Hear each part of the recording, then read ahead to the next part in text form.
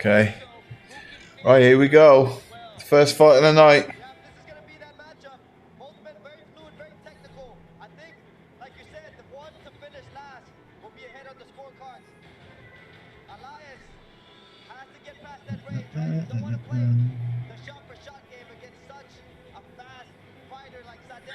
Okay. Right, here we go. First fight of the night. Just let me know if this sounds okay. I've just got a new microphone, and I'm just adjusting the speakers and stuff. So just let me know if it sounds okay.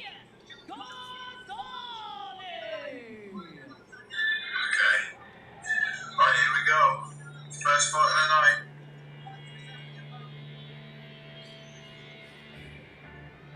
Microphone, and I'm just adjusting the speakers and stuff. So just let me know if it sounds okay.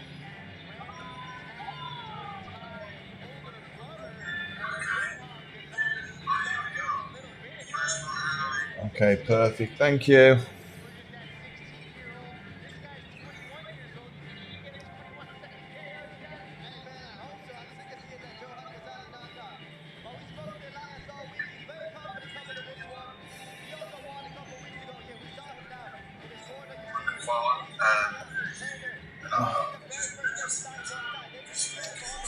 I'll send you a little video of what it looks like for me.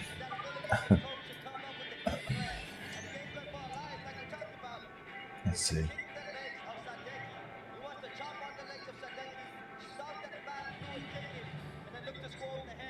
So, yeah, I'll just show you what I see while it's on. Yeah, I'll just show you what I see.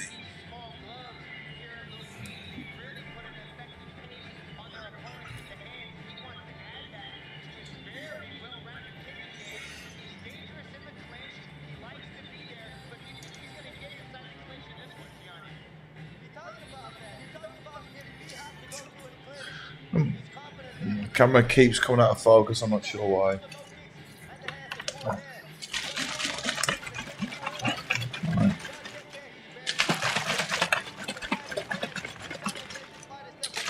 I'm so well organized.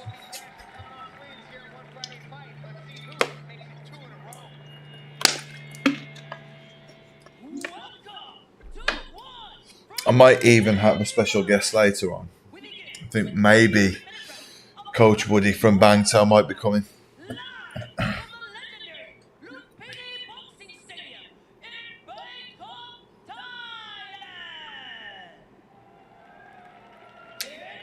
Me too, Mom.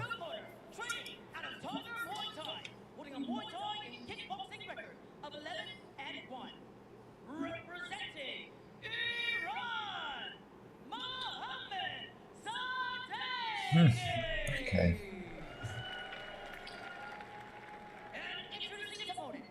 Some really good Iranian fighters. Some good, like, very kickboxing style.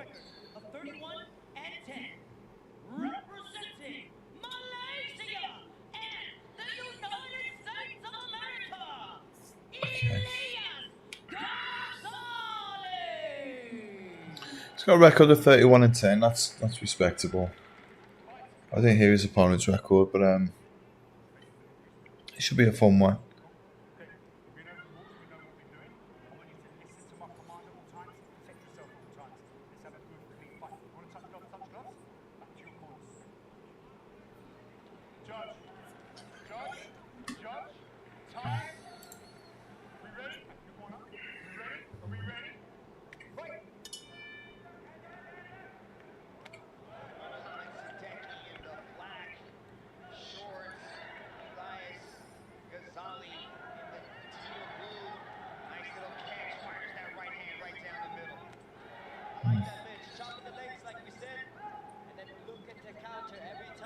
Sadeghi definitely looks like an experienced fighter. He's got nice balance.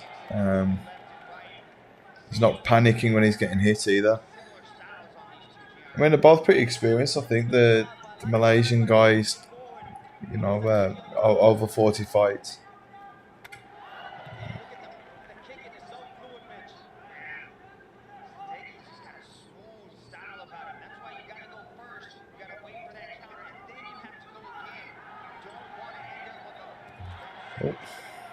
Yeah, Sadeghi, you know, he looks like a pretty solid fighter. He's mixing it up well.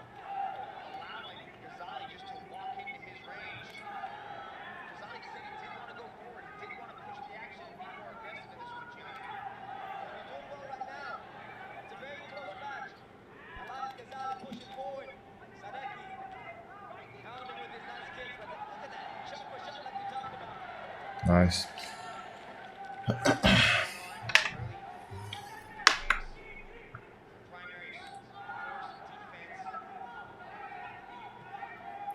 Yeah, Ghazali really needs to be setting some things up. He's just throwing empty strikes. He's getting countered like easily to what he's throwing as well. He needs to be trying to draw out attacks from Sadeghi, and using his feints to get inside with him. Sadeghi's committing to his kick, so if Ghazali can just lighten up on his feet a little bit and get him to draw out a strike from him, he can make himself easy to counter. Well, make it easy to counter him.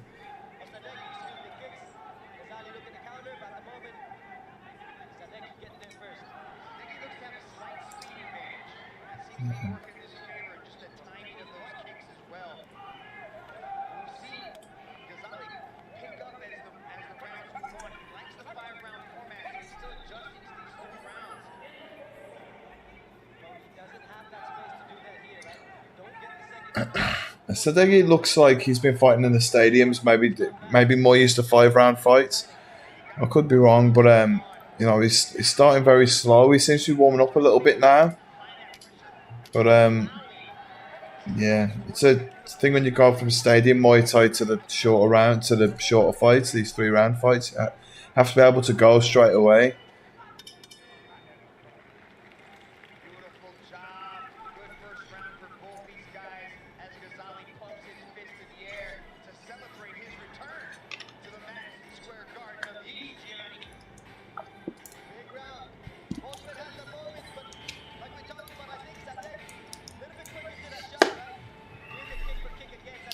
Quite impressed with Sadeghi.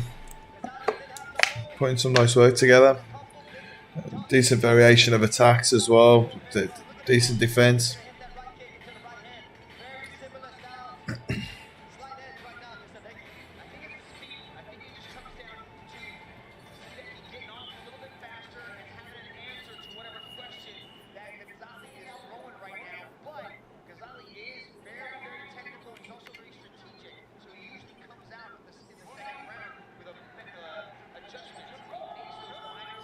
Okay, going into round 2.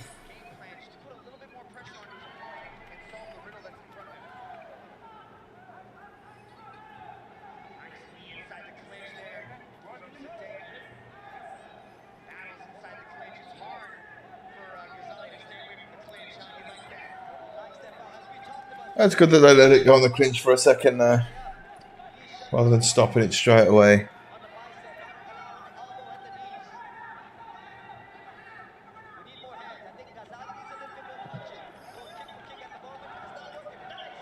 Sadeghi's, you know, he's fighting at a different pace here. Ghazali's just doesn't look like he's able to keep up.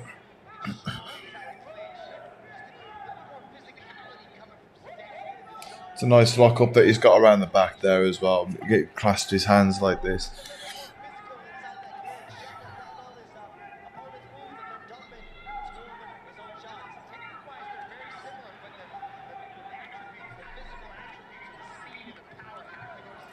Oh, brilliant work by Sadeghi.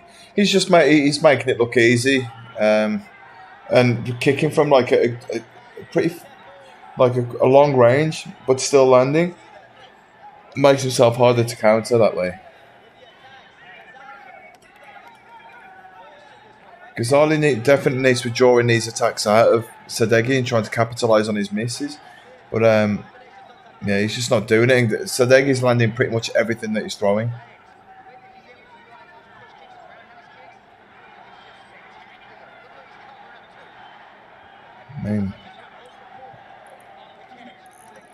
Yeah. Good call by the referee. Yeah, 2 steps. Once you caught someone's kick, you can only step forward twice. After that, you have to let go of the kick.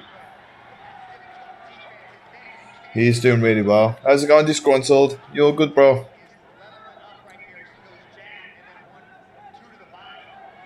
Yeah, I'm quite impressed with Sadeghi from what I've seen so far. So that lockup that he's got just around there is all you need. Just need to be able to lock your arms up around their back and keep your head in against their neck, and you'll stay safe.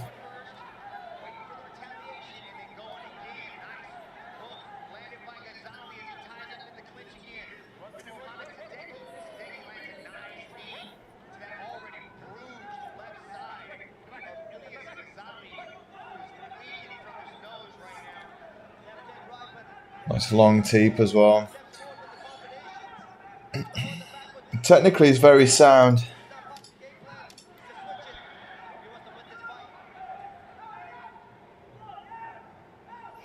Yeah, to me it looks like Ghazali just doesn't have the tools in his kit to get around Sadeghi's style. He really needs to lighten up on his feet.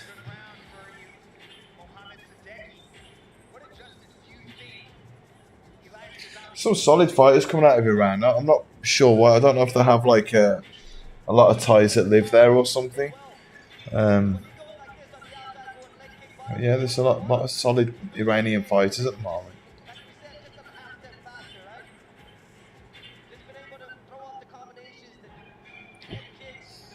Got him.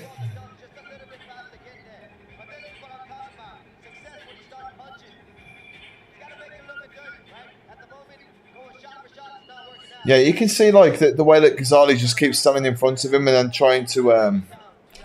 Yeah, it's a good fight so far. Yeah, but you can kind of see that Ghazali's just standing in front of him, making himself really easy to hit. I'll tell you how you have to try and beat these guys that are kicking a lot like that. You have to make them miss. He's just not able to do it.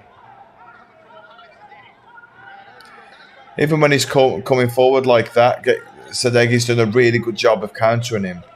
When someone's good at being gone on their back foot like that, sometimes you have to make them come forward.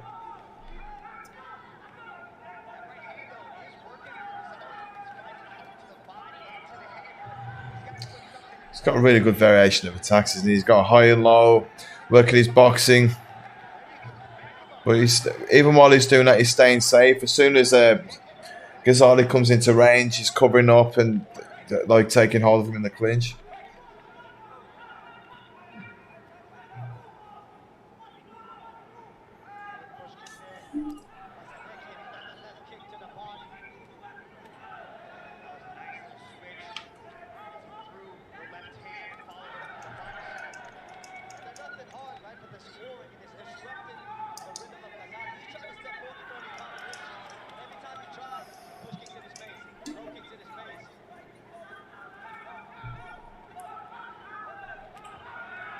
Nice. Yeah, I mean, Sadeghi's just having fun here, isn't he? He's probably had harder spars. Sometimes you get this where styles just don't mix well for one of the fighters, and yeah, bit of a shame for Ghazali.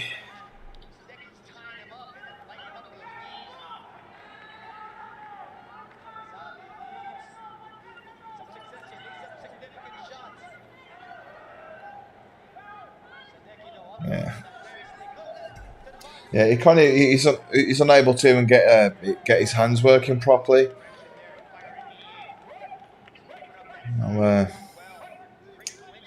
At this stage of the fight, he just needs to push forward and just walk through his kicks and try and finish him with some boxing and use his elbows. It's hard with it sometimes, and mentally, that you've lost a fight, and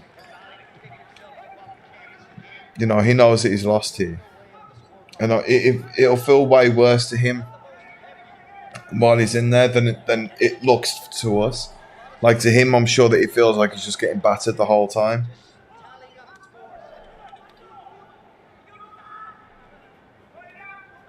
Oh well. He's got 15 seconds to make it happen.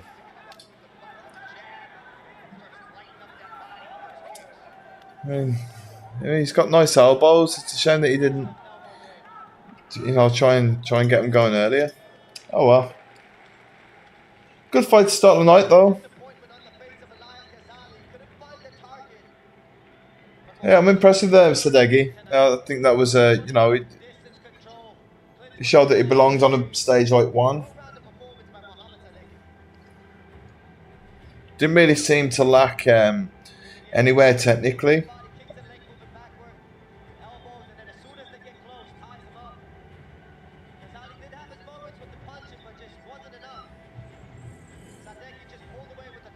Yeah, if you get stuck in the ring with someone like that that's technical and they're just picking you off, you just have to march forward. Try and knock them out. I think Ghazali just lost a bit of belief in himself towards the end. I think he knew that he'd lost the fight and just didn't, just lacked that bit of ambition to try and finish him.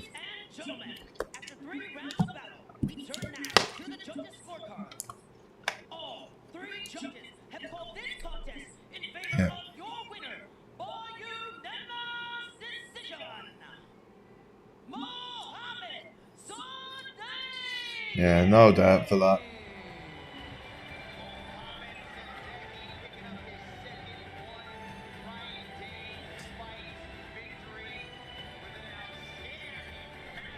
Oh, good work for him.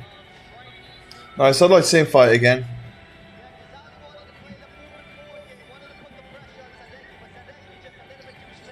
This is Coach Bird from Tiger Muay Thai.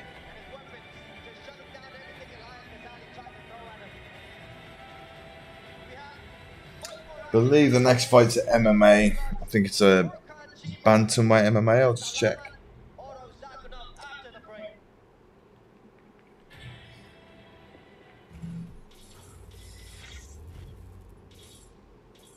Okay, let's have a look. Oh yeah. Oh, welterweight MMA, I believe. Furquan Chima versus Salamat Orozonakunov. I don't know. It's a country with a funny flag.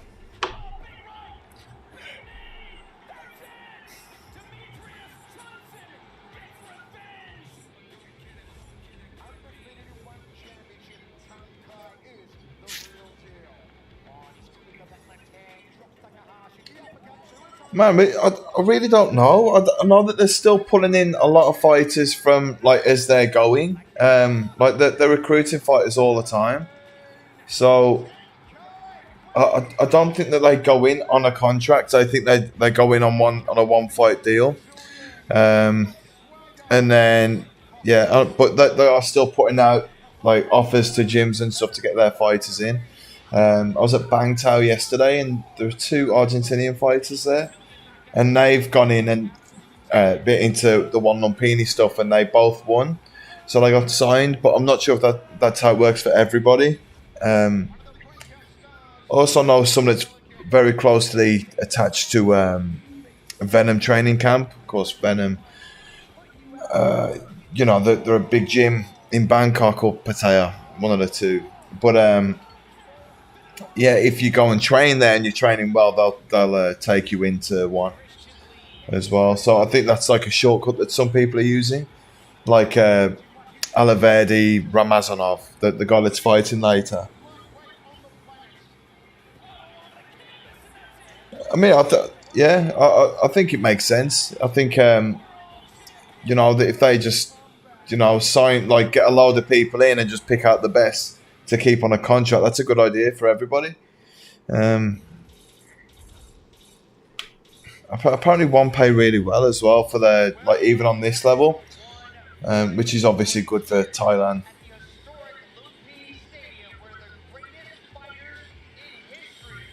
I've got to be honest though, I was watching some fights in one of the local stadiums the other day. I won't say which one, but the level of fighters in there was terrible.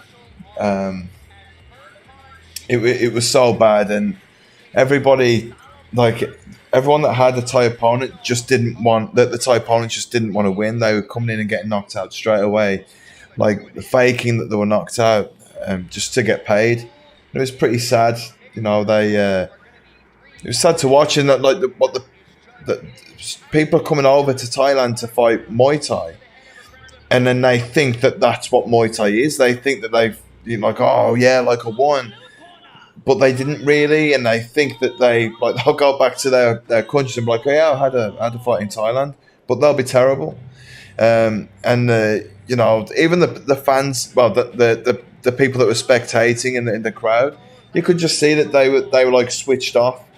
So like then they'll leave the stadium and think that Muay Thai is trash.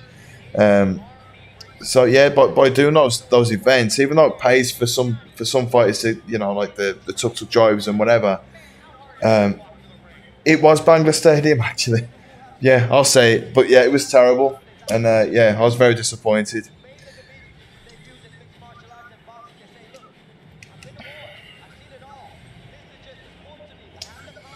Well, so Lumpini had really bad problems over COVID, and then as it started to like options were being thrown around, it was going to be used as like a professional wrestling thing at one point, I believe, and then they were going to use it as all different venues for like TV stations and whatever else.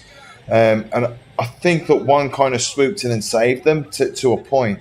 Um, yeah, because they were really concerned that you know uh, that Rajadamna and Lumpini were going to be closed. You know what? The thing with Bangla Stadium is, a few years ago, you could go in like there was on one fight night you'd have like obviously the kids always start the fights off right, so you get like the kid fights. But then I remember one night there was me fighting in a main event. Rafael Fiziev was on before me, and another fighter named Bruno Miranda was on before him. And we all fought at like high level. Like Raphael's is in the UFC now, and Bruno is in PFL. So it's sad that like the talent pool's gone now. Like they're just it's quite sad. Yeah, I mean like I remember being a little kid and going and watching fights with my mom and dad, and I remember even then watching the fighters going in, and you see them like they're all in shape and stuff, and I was like, wow, I want to be like that. So even from a young age, like the kids that are in there will remember that they went to a Muay Thai fight and it was crap.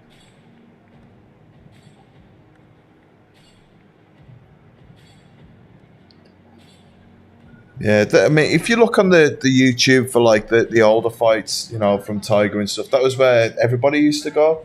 The thing with Bangla was that they used to pay much better than the other stadiums. So yeah, that was where everyone kind of wanted to fight. I used to get paid 15,000 baht a fight there, um, and Max Muay Thai used to pay 22,000. So if I went to Max Muay Thai out of the 22,000, even though that's more for a fight purse, I'd have to fly to Pattaya and back. I'd have to pay for a hotel and everything as well, and whatever else while I was there. Yeah, I have to pay at Fairtex to use their facilities, and then yeah, obviously get back. So by the time I get back, I'd have probably 12,000. Whereas Bangla, I could fight at every week and go and earn 15,000. I mean, I was among the highest paid at the time, but that was what I was doing. Patong now, yeah, Patong's I think probably has the highest level in the stadiums at the moment. Although I haven't seen Simbi. Simbi have just opened up a stadium and they're doing quite well apparently.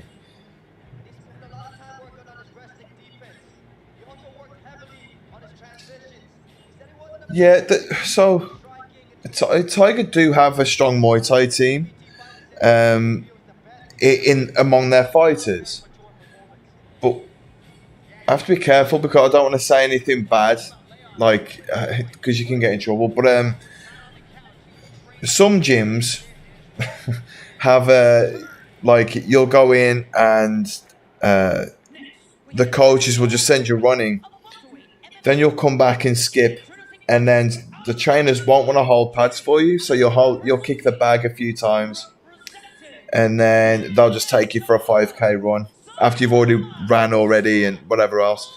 So unfortunately, the training isn't always the best at these gyms that you might have just mentioned. Um, but you always have the good thing with Tiger is that you've always got people coming in and out. So you'll have like I mean when I was there, Enrico Kell and Yeki Holzken came in and we trained together. So yeah, it was cool.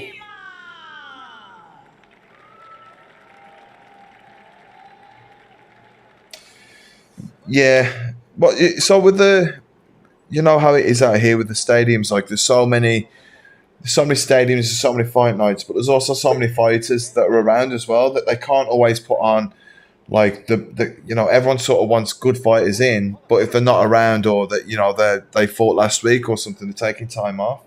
Um, there just doesn't seem to be that many high level Muay Thai guys out here at the moment.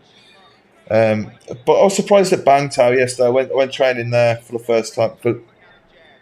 Sorry, I've been to Bang Tao to train some like fitness sessions and stuff, and I put some sessions together with Coach Woody, and we do like these huge fitness sessions together. But I was really surprised at how good the Muay Thai was. Um, there was a video on my Instagram story of me hitting pads there, but it was good. Probably the best pads that I've had for years.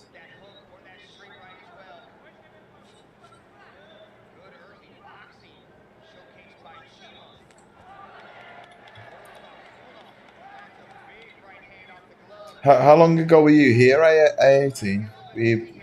Was it recent?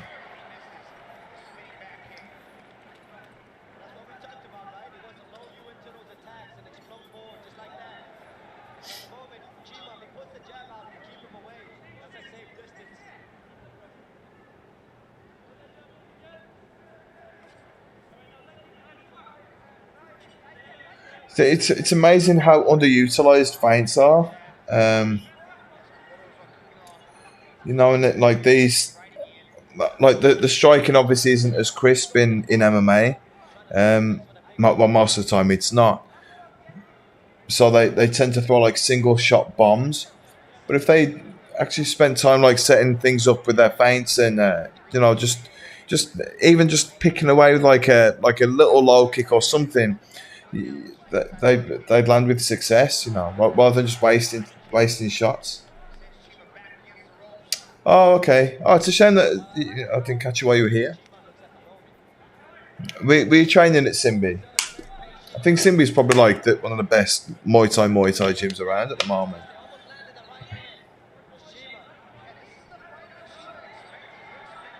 Nice.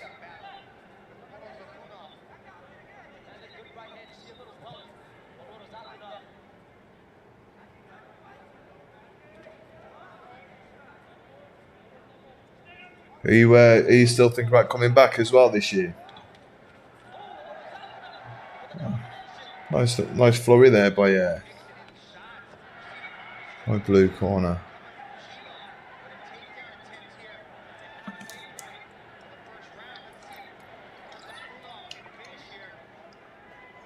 Not really sure why he shot for a takedown there.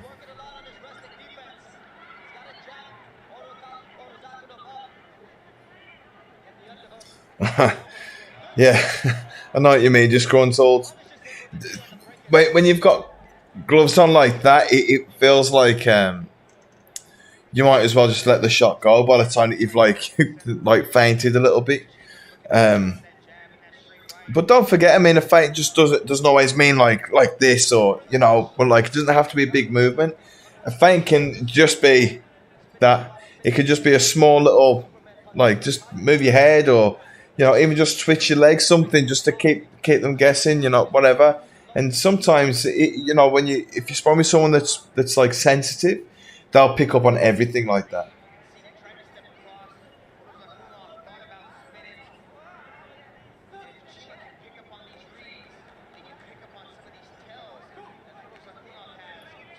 Oh, okay, yeah, I know what you mean. Yeah, that's a shame, man. When you come back, I really highly recommend Bangtao. Like I said, I was there yesterday. It was a good atmosphere, and it's also good to like get in your strength and conditioning and stuff too. Um, and there's like less distractions around than there is in like Naihan and Mawai. You know, it's a quiet area, but you know, there's still nice beaches and there's stuff to do around there, but not quite the amount of like bad influences around there that you get in Mawai.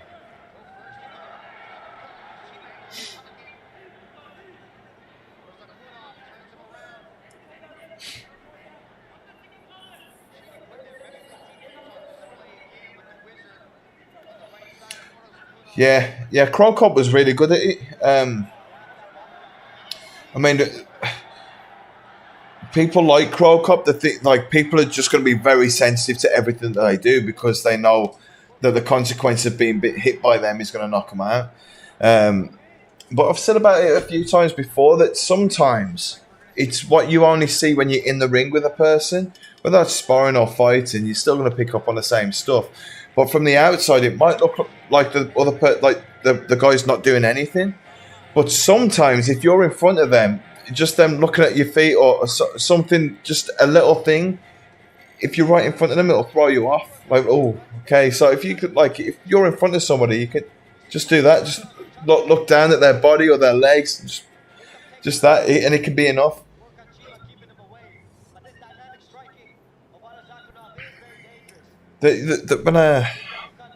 So I think it was a Cyril Gain fight the Cyril Gain video. There were times when he was trying to throw feints, but he was like it was like he was half committing to a kick and then pulling back halfway through, and you might as well just let it go then. And I think that sometimes happens as well. But I mean, when you're hitting pads or even on the bag, you can still put feints in there. Just to try and get a rhythm with it because it can make such a huge difference. There are too many distractions in Phuket. Yeah, just stay as far away from Bangla Road as you can.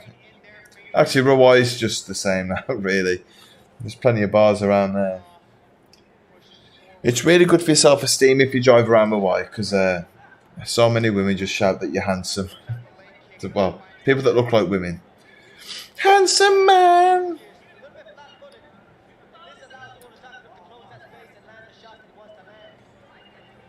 You'll never feel ugly in Phuket, which is nice.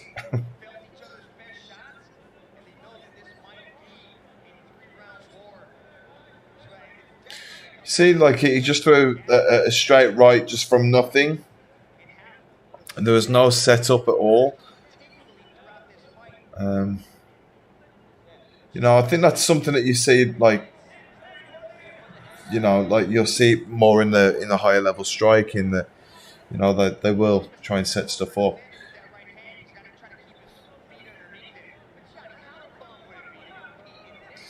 Yeah, I don't drink either, so yeah, I've stayed safe. But yeah, it's amazing how many people come out to Thailand and they come out with all the best intentions and stuff, and then they make one friend and it's game over. But you just have to keep keep the reminders around of why you are where you are. You spend all year working to get away from one out here and waste it by going drinking and paying for stuff.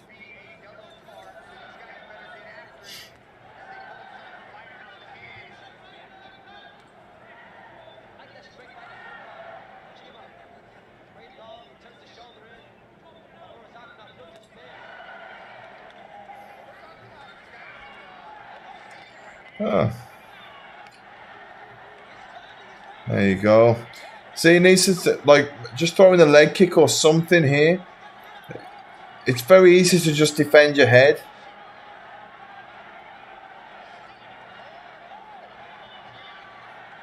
Like I know he's having success with his boxing here, but I think if he should just just throw a low kick in there just to mix it up. See, now the other guy's back out. Now he's shot for a takedown. It doesn't make any sense. That I don't understand why he's done what he's done here.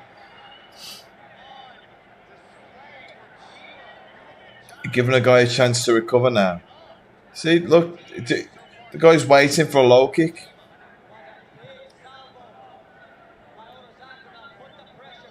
Oh, he's burnt himself out.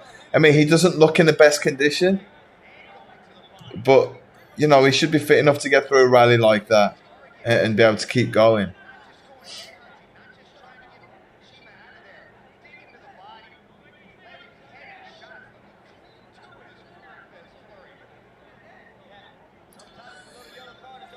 Yeah, he's hurt him now, but he's just gone back to the same pace of just single shots.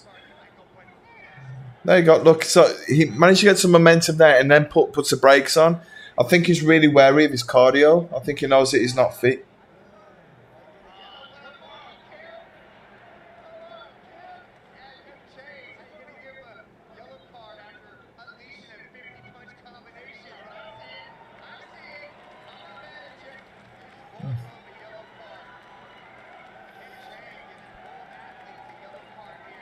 Okay.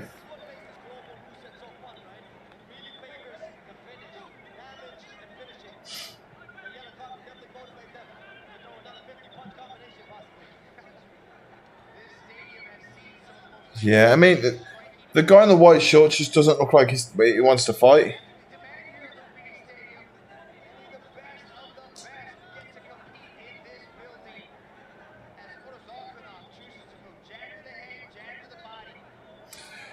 For inactivity, neither of them are trying to fight,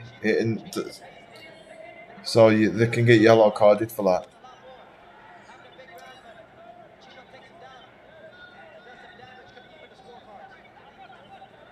I mean, it's a good incentive to make them fight, but look at them, like this is a sparring match now again. Got one guy that's had some success, but he's worried about his cardio. I think so. Now he's a bit scared to pull the trigger. And the other guy just isn't doing anything.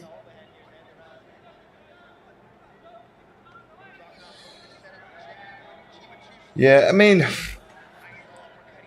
he was putting on a decent rally. Like, so this is the other problem that you get is like they don't have enough energy to throw a low kick, but then they can throw a spinning kick, which is going to take way more taxing on your energy. Yeah,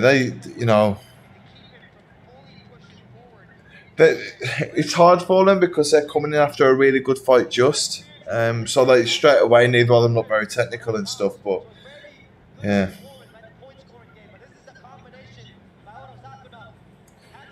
Yeah, exactly. I'm just not, look, he had some good success here.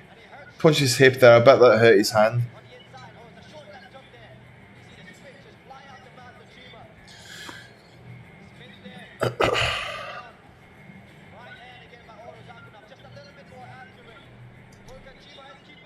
Yeah, they both need to dig deeper in this round. I mean, that you see, so even there where he's kind of just punching his guard, he could have thrown a few low kicks here and there, even just to get a different reaction. It'd bring his attention away from being hit here.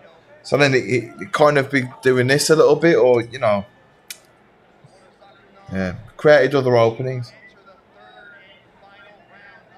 It really was, wasn't it? It was a good fight, the first one. I was impressed with the Iranian guy.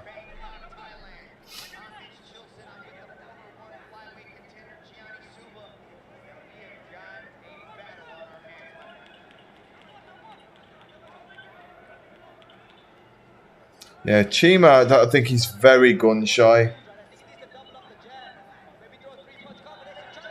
I tagged again.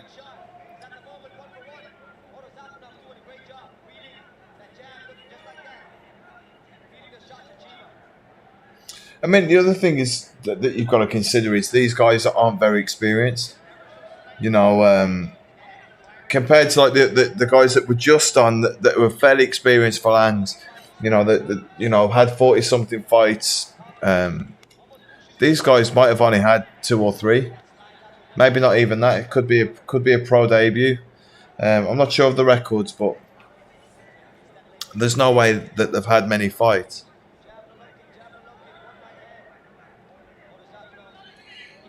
Yeah, I mean, so nerves play a part, but you normally find that if they get through the first round or two, then the nerves are gone.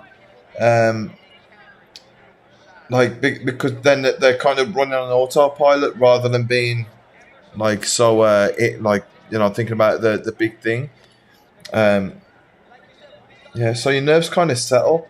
Like when you fight yourself, like you'll know, like you come out and you touch gloves, and that can be terrifying. Like you get into the ring and the ring feels all spongy. Then you walk over to your opponent, you touch gloves, whatever. As soon as the referee says go, and you're like, oh, like you're in. That the nerves have to go away, and sometimes it takes a little while to settle down, but normally after a round or two, you're okay.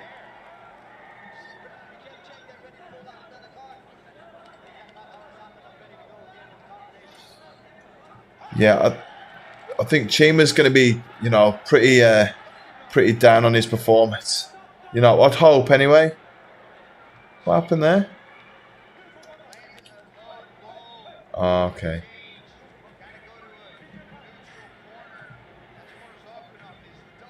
Exactly. Yeah, it's just you know, man. I remember before my first fight, I was asking all kinds of stupid stuff to my coach, like, like what move shall I do first? And all that kind of stuff. And then as soon as you're in the ring, you're like, oh no, this is scary. But then as soon as as soon as the ref moves out of the way, you're ready.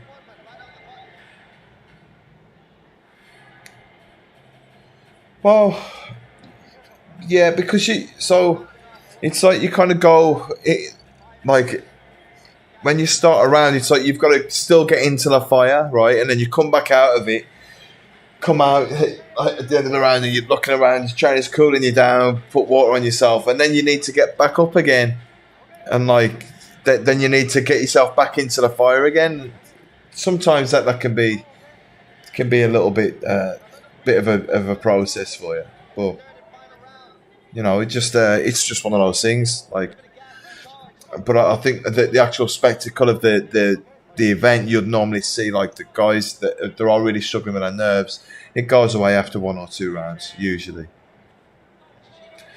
I mean, maybe they're both feeling very tired from the adrenaline dump. Maybe if they are nervous, but this tentativeness where he's really hesitant to throw anything that should normally have gone now. I think it's just a lack of determination.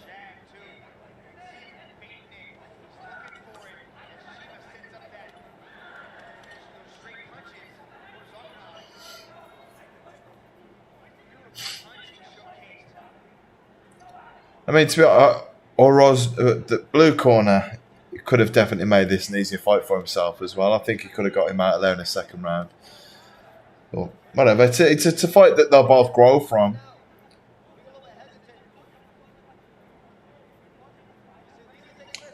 Oh, well, I've seen fights like that. Was it Mass Fight? Mass Fight. Yeah, they were like that. I think they were in the Burmese. They're in Burma, Myanmar. And you find that people are just really hesitant with their cardio. What's up, Mr. X? Good to see you, man. Hope you're good too, brother. How are you? Yeah, but you get those 9 minute, 15 minute round fights, and yeah, the pace was very different. Um, what else did I do? There was, I think, yeah, it's one of the Lethway ones where it's like 1 20 minute round, and then if no one's won, they have to fight another 20 minute round. Crazy.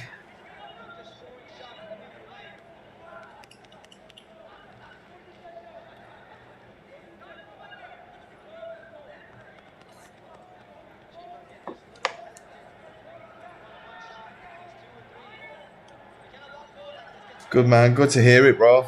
It's nice to see you on again. Oh, now he's found a little bit of confidence now.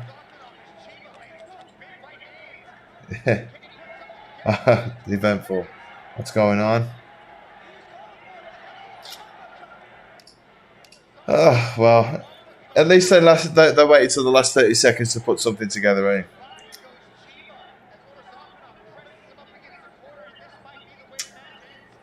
Yeah, I mean, like Chima, you could see he grew in confidence. Like at the end of the round, it was just maybe just waiting for some validation, something to create something. But yeah, just a little bit slow to get there.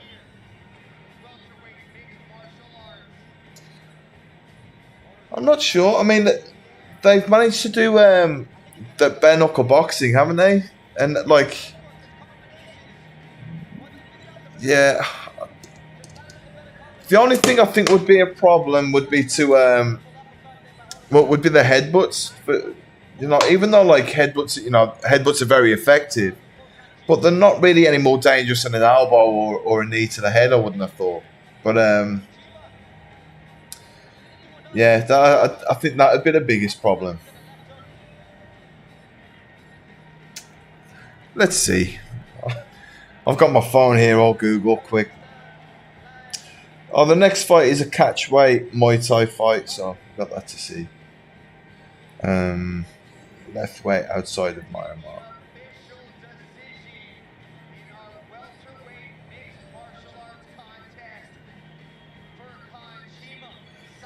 I mean, Brazil had Vale Tudo, right? And Japan had the crazy pride stuff.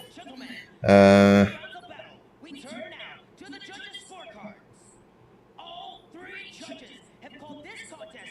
doesn't really say much about it, actually. Yeah, I can't. Yeah, I can't see. Yeah, I think you might be right, but I think it might have just been one of the other ASEAN countries, like Laos or something like that.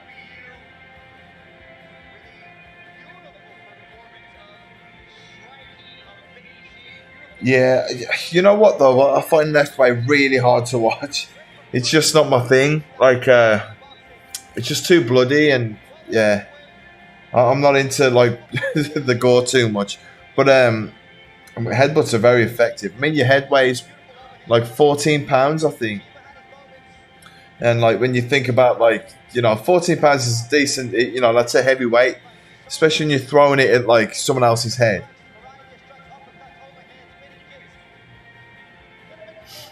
I remember. Has anyone seen the Smashing Machine? By it was about Mark Kerr back in the day. He was like a really early UFC fighter. Um, he had a lot of drug problems and stuff. I think The Rock was going to do a movie about him, but anyway, he there's a clip where he kind of uses his arms. He's on top of someone in mount, but kind of pushes his arms across here to pin them down to the ground, and instead of headbutting down like that, he kind of drives his head up, so it's like pushing into their teeth. That was pretty brutal. um, yeah, I mean, I respect the fighters and whatever. It's a sport that I just wouldn't want to join in on. I actually got offered a commentary job with Lethway. Fights that had already happened, they wanted English commentary on them, but yeah, nothing came of it.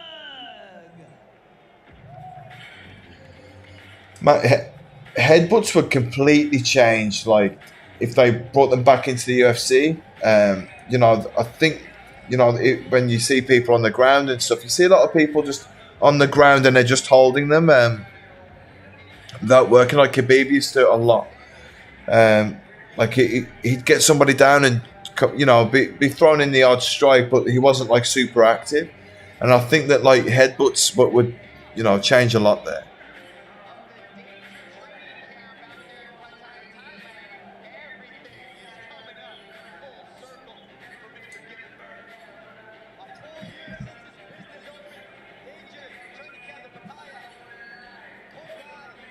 Oh, it'd be terrible. Yeah, the amount of damage that a headbutt causes.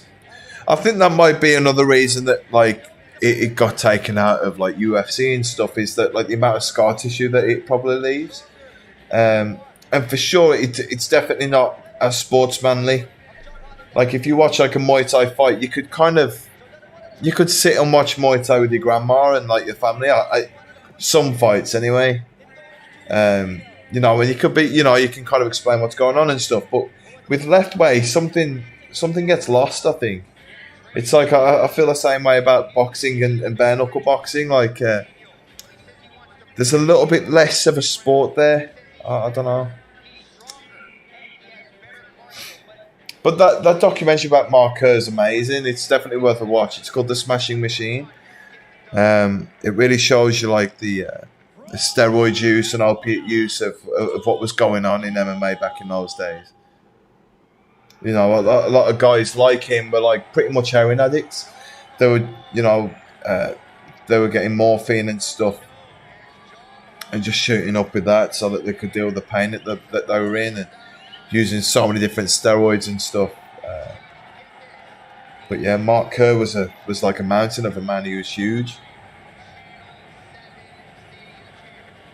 This guy's getting a good reception walking into the ring. I've said before that, like, you know, when you get caught with an elbow, it feels like you bang your head on a shelf. You know, and you do that. That's and you're like, that's what an elbow feels like. Well, I've got, like, you probably can't see it here, but I've got like a pretty big scar here. It was like 16 stitches. That was from an elbow. I was against an Iranian guy that was quite tall, and in Thailand it's not a foul to teep into their cup. So if you teep someone low, it's not a foul. If you knee or you do like a round kick, it's a foul then. But yeah, this guy did that, and like I was like, hey, keep your kicks up, and then so the referee was like, yeah, come on, kicks up, and then he did it again, and I was like, oh, for fuck's sake. And then he like fainted to do it again. So I kind of, instead of like parrying his kick, I like kind of pushed my head, like went down, like bent at my hips kind of. And he came up with a up elbow, just tricked me.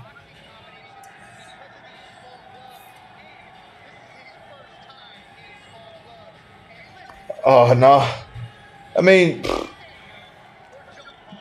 like, let's be honest, man. Like, if you're a sportsman and you're bringing in big money into a big corporation like Glory or something like that, I mean, chances are that they're probably using and getting away with it.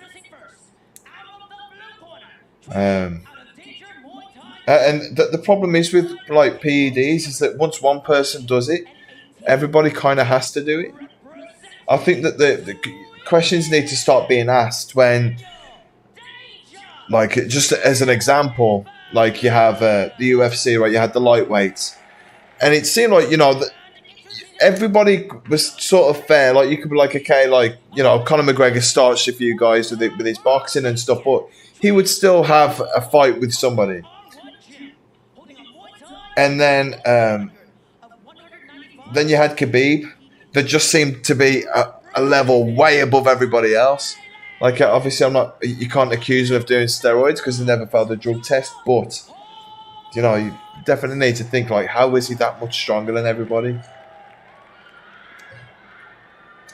Yeah, so teep's illegal to the groin, but, like, everybody wears metal cups, so I understand why why they're not a foul, but, you know, still.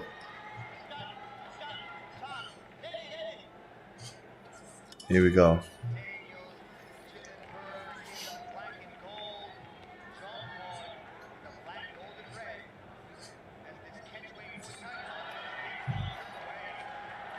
Oh, Jamad looks like he's got some strong boxing.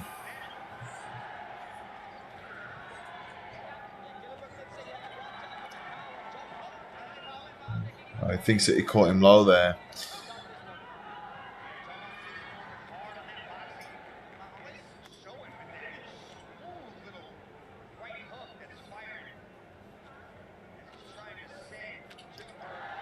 Wow.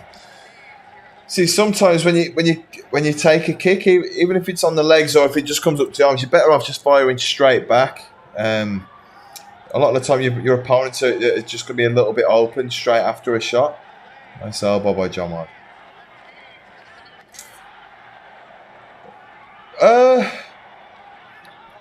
Yeah, well, don't forget the big weight cuts also take toll on your body.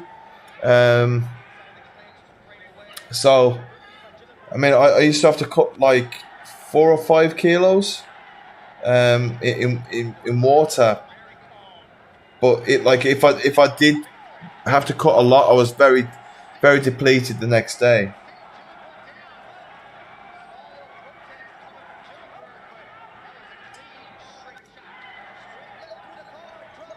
Uh, I mean, man, they've got like I think they're pretty open to who comes in. I think they we were saying earlier that like at the moment they're still recruiting people to come in from gyms all over. I was at Bangtao yesterday and they were talking about it. They, I think it's if you're a decent fighter, I think they'll take you. And then sometimes it's just out of convenience. Maybe if you're training at Venom Training Camp, for example, and they have a fighter fall out, then they can bring you in as like a replacement. I mean, don't forget that they don't release who's fighting who until a few days before. So that's possibly why.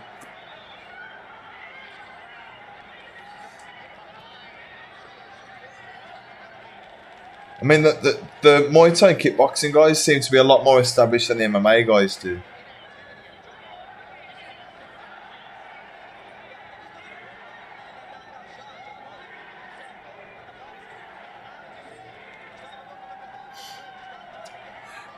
I mean, for £118, he's got like John Hard seems to be, very hard shots for someone that weight. Wow. Okay, that was nice. I mean, look at the Swedish guy's nose.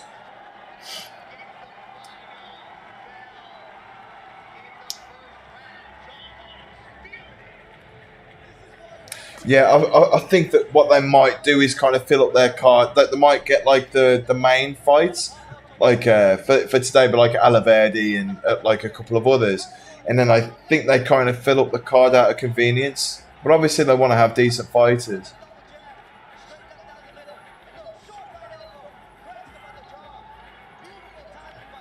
Yeah, yeah, I like to see it that like the clinch go just a little bit more. Like it's a shame to get it shut down so quickly. I mean, notice it's a Thai referee though. I think last time it was the French guy, right? Yeah, his nose doesn't look good.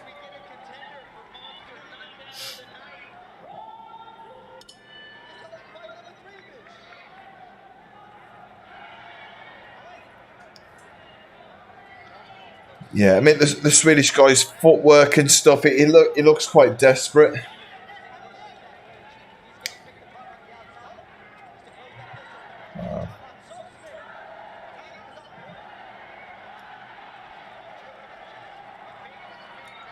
It's the thing, man. Just like it was a really short elbow, but it was just the timing of it. Not. Wow, wow. Man, the Swedish guy is tough.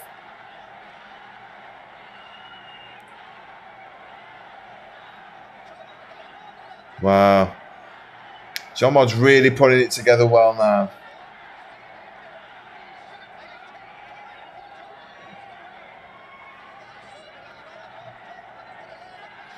No, but like, don't forget, this is just a weekly thing that they're doing.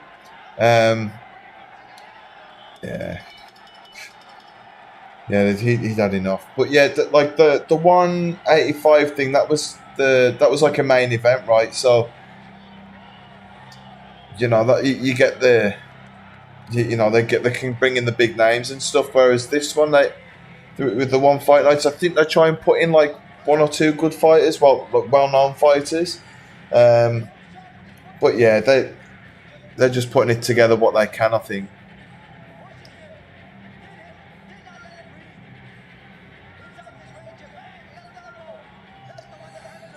Yeah, I think that the Swedish guy just gave it one last shot. Emptied the tank a little bit. Um, it's just it was tough, and he didn't look like he didn't look like a bad fighter. He just got outdone here.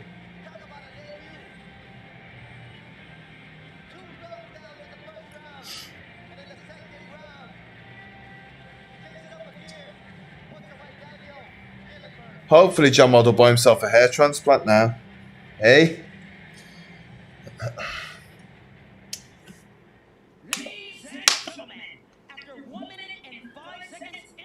I think he's stuck in that stage where he's not sure whether to just let it go or try and fight through the male pattern baldness. I feel like I'm in a position I could talk about it.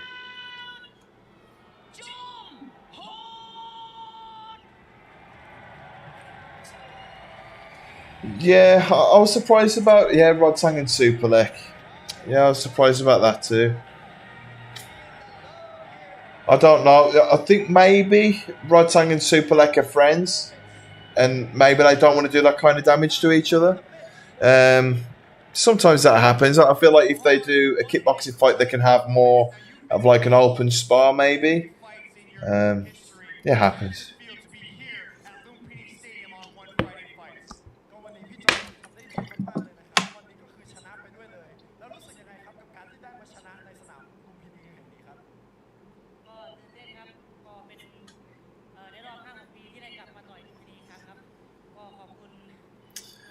You know,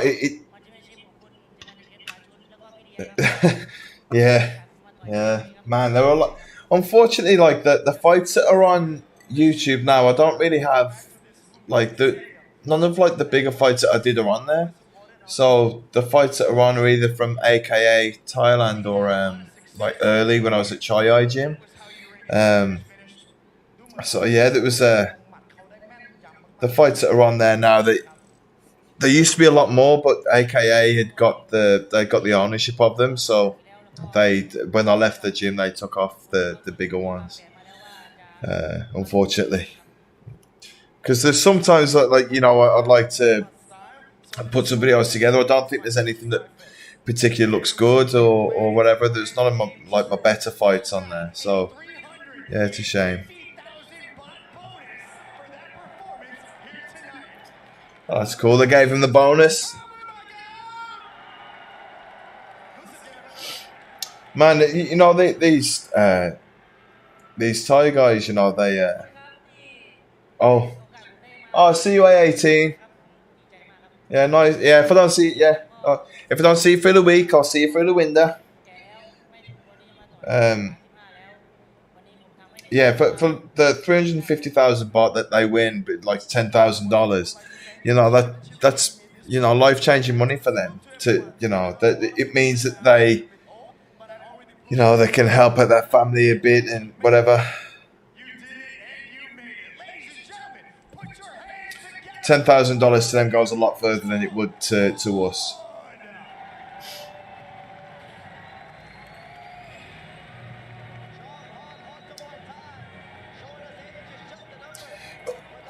It always amazes me, you see like all these, like the savages from Thailand, even like Borkow and stuff, and then you hear them speak and they're so soft spoken and they're courteous, and then you compare it to like someone like Floyd Mayweather or someone like that. There's a huge difference in the way that their attitudes. Even Rodtang, it really is. I'm not sure what their base purse would be for the Thai fighters here.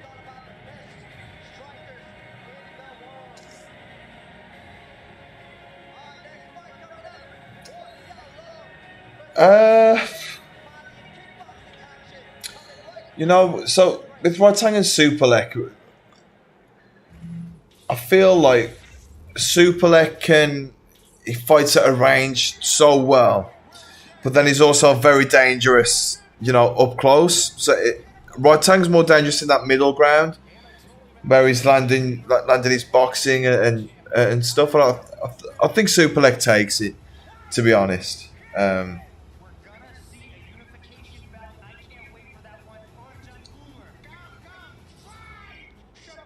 The bonuses, you mean? I think Chatri just chooses the fights that he's enjoyed. I don't like it. It's not like UFC where they have like fight of the night or a knockout of the night and that kind of thing. If that's what you meant, yeah. I mean, Chatri's there live, so yeah. I think if he's enjoyed the fight, he'll just say, yeah, give him some money. When you think what the UFC do, Dana White, I think Dana White has like a set amount of money that he puts to one side, and then after the fights, then he does the bonuses. Like they choose then. But the way that that he does it in one is, imagine the next fight. There's a really good fight and a really good knockout. And then again, there's another really good fight and a really good knockout, and he's doing it on the fly. It's like okay, man, he could be down like I don't know, like say $50,000 by the end of the night, which Dana White just doesn't do.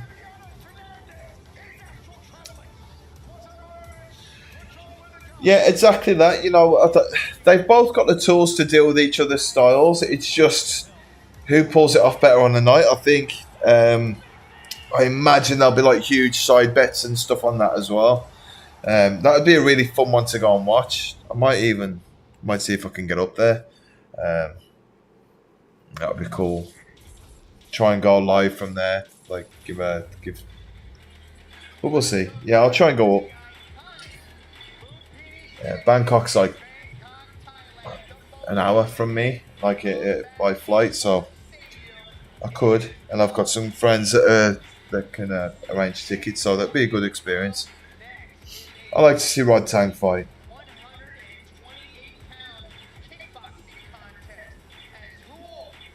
I'd love to see it. Yeah, I was talking about Rodtang versus Nongo.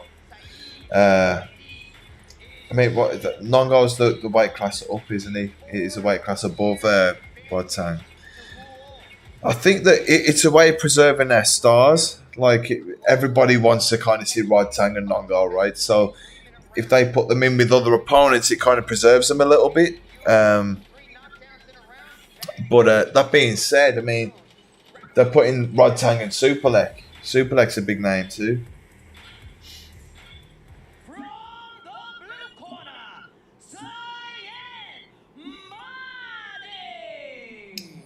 Yeah. I mean, ONE FC are throwing money around. Like, this still what they did with Lumpini. Like, they bailed out Lumpini, as far as I know. Lumpini was struggling financially, and ONE kind of bailed them out in order to do these events. But, yeah, they are just throwing money around. Like, the bonuses that it gives out and everything, they're all, good amounts of money. And don't forget that they don't make the same money from ticket sales that they would with like UFC or something like that. And they don't have pay-per-view. So I'm not really sure how cash is generated either. Come here. So just to introduce you all. Sometimes you might see me pull a strange face. It's because my dog's farted. This is Steve, and he stinks.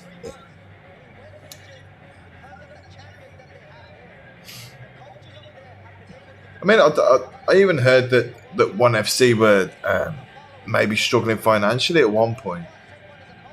But it's good to see that they've kept this going, and they intend to keep it going for the year.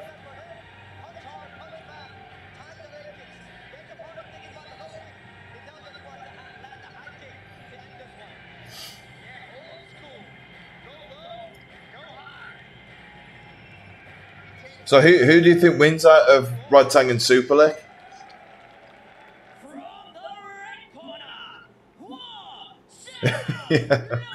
Yeah, he's pretty good with security. Yeah, never have to worry about thieves with Steve around. His main hobbies include sleeping and farting, and eating between that.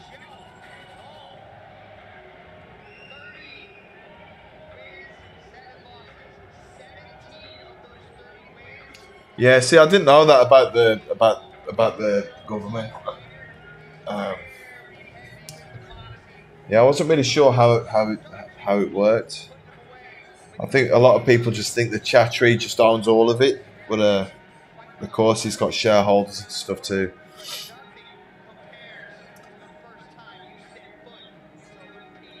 Have you seen that Physique 100, by the way? I just finished watching that. I thought that was interesting. That had like a sexy Yammer in there and stuff. That was a fun show.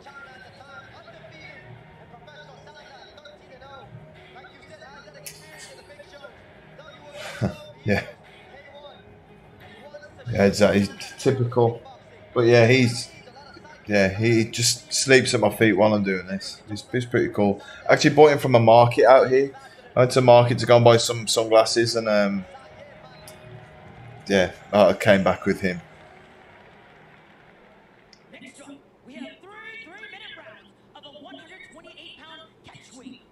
Yeah, I mean, let me just see when Rod Tang's last loss was. No, I know that he's been knocked out before.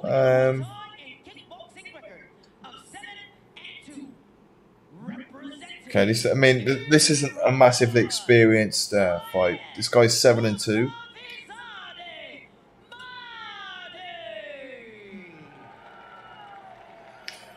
Okay, so Rodtang's he was Omnoy Stadium champion, which is what Borkau was the stadium champion of Omnoy as well, and he was champion in Max Muay Thai. His style's really well suited to Max, actually. Let's see. So I lost against Konar from Sanchai Gym. Let's have a look. Yeah, lost against Runkit. Lost against Tenshin. Whatever. That was in Japan. Yeah, lost against Petchdam. Okay. I mean, Rodtang's got losses against very Thai style opponents.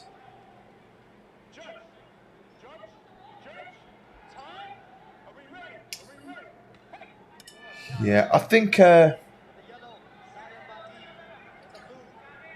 just think that Superlek a little bit too clever for Rodtang, maybe.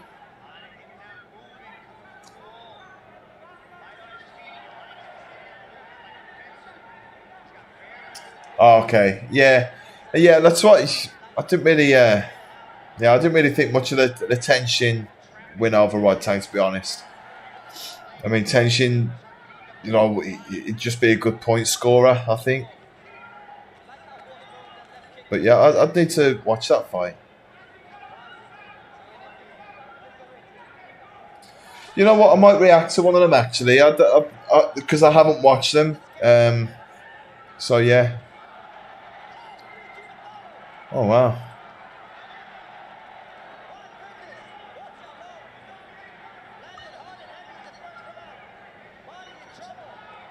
Oh, man. Yeah, this Maddy, the Iranian guy, is getting pieced up here, and this is his 10th fight.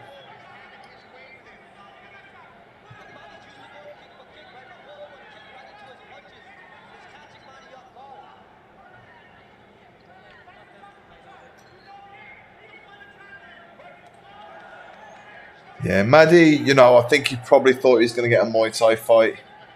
He's not fighting with the kickboxing pace. Needs to let his hands go a little bit. But so sometimes you'll be in a ring with somebody that's just putting off an energy that makes you not want to attack them, and that's what the Chinese fighters doing here. Just him having that kind of presence where he's very light on his toes, he keeps moving and stuff. That can put you off attacking them, especially if he's like Maddy has been in Thailand training out here. This will just feel like a totally different, like a way different pace. His opponent will feel like an alien to him.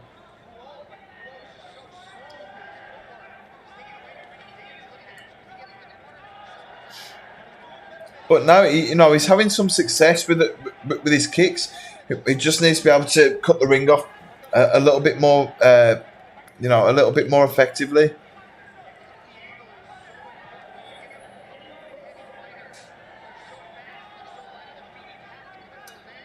If he can try and see, kind of let him out of the corner there a little bit. If he could try to step around his opponent to try and keep him against the ropes, and eventually into a corner, he'd be able to kind of pick his shots a little bit easier.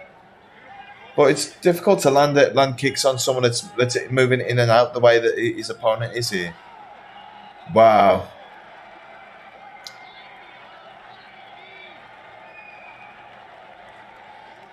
He did himself a favour by taking a second to get up there. If he'd have bounced back up really quickly, he'd have been all over the place. Yeah, I mean, like the power isn't there, you know. But again, that they're a lightweight, so you know you don't always see like high power from them. But yeah, his rhythm's way too slow for a kickboxing fight. It's one of the things that I loved about Buakaw. Like he was willing to go the rhythm of the fight. He could fight at a kickboxing pace. He could fight at a Muay Thai pace. Even if you like later on, maybe you just YouTube Buakaw boxing sparring, and you'll see him boxing sparring with like a guy. I think he's probably South American, and you know he can even do that really well. He looks like a good amateur boxer too. Yeah, well, the Chinese fighter's creating the timing. He's like, even though he's not always throwing, because he's so light on his feet and he's moving the way that he is, he's setting a pace.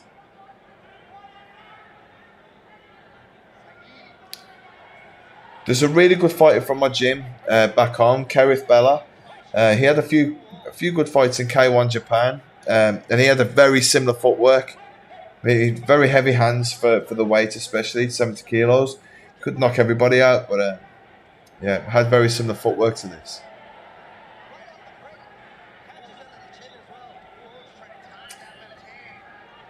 I imagine that Maddie might be a bit of a card filler, to be honest.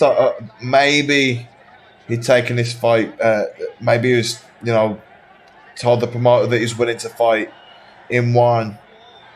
And they said, okay, well, we've got a kickboxing fight for you. And this is what's happened. You see that kind of stuff happen.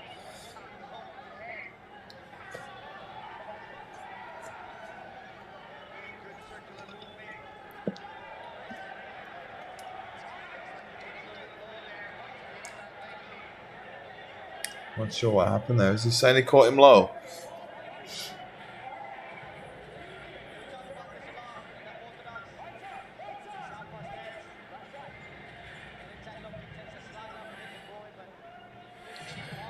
So bear in mind these guys have got metal cups on.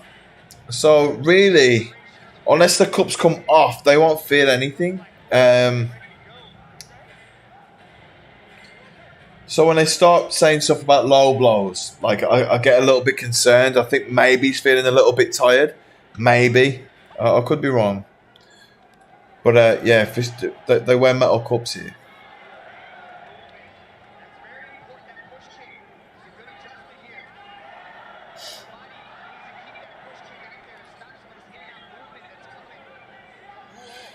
Also, you can see that Maddie is, you know, he's throwing his kick a lot. But what I'd like him to do is he keeps trying to kick into the arm, which I normally think is a good idea. But because of how his opponent is so light on his feet, he is landing these kicks now. I'd like to see him try and kick more across the midsection rather than kicking into the arm. Just to like get like a bit of a reaction from his opponent. Yeah, I mean, like, I think you know those metal cups, they don't come off. Like, it's very rare. If they've been tied properly, they won't come off. It's 3 strings, so it's almost like a thong, and it gets tied to you. So they don't come off. Yeah, I don't think he's. I wonder if the Chinese fighter's feeling that the fight's getting away from him a little bit. Bear in mind, he's got a very high energy style, so taking 10 seconds breather would be very helpful for him.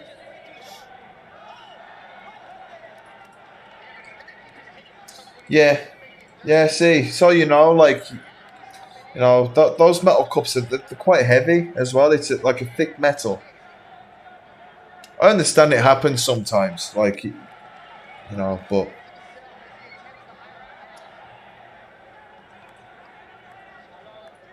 yeah, I mean,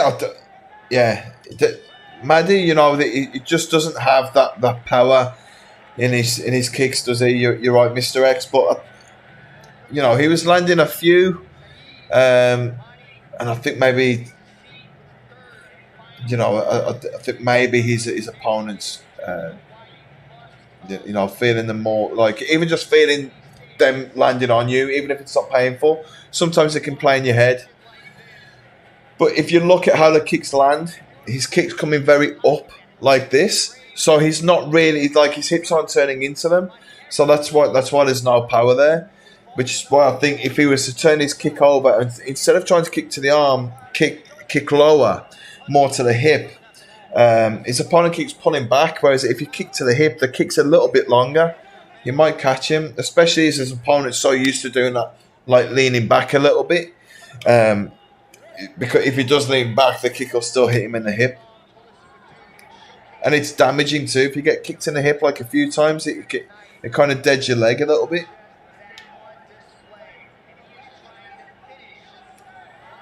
Yeah, I think, like I said, I think Maddie was probably more prepared for a Muay Thai fight than a kickboxing one. And I think that maybe, just guessing, but maybe they're trying to build a card and this fight came into promoters' hands and they offered it to them. It happens.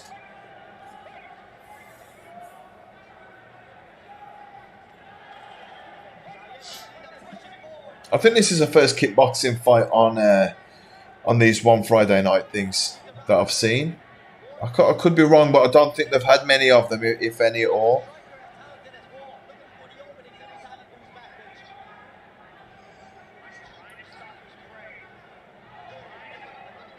Yeah, he's just throwing up. Yeah, I mean, but he's not massively experienced either. He's 9 fights in. He's Iranian. I think that in Iran they have like a kickboxing style martial art too. No, not kickboxing. They have like a taekwondo style thing where it's quite fast. So maybe like he's, just hasn't learned how to kick properly yet.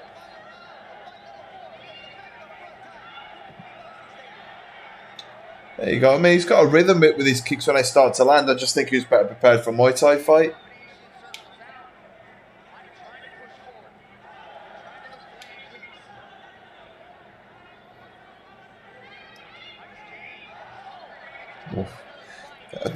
Huo, he's done well with those flying knees. He's landed a few of them. Look at the welts on Maddie's body. It's actually turned into a decent fight. I was surprised seeing it in the third round that, this is a pretty good fight now.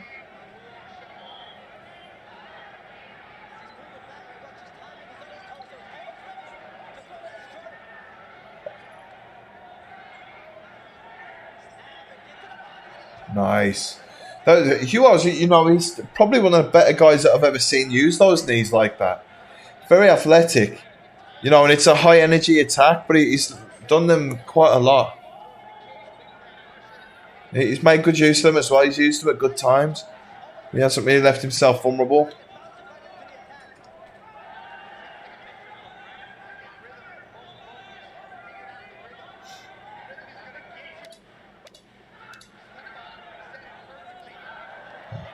Wow.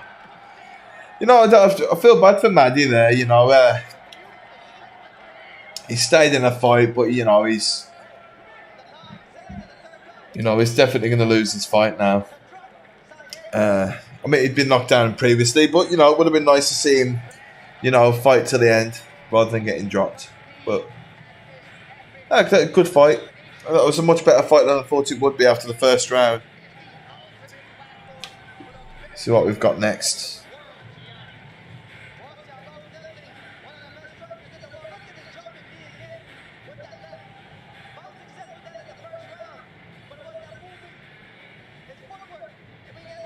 Yeah, he was very high volume.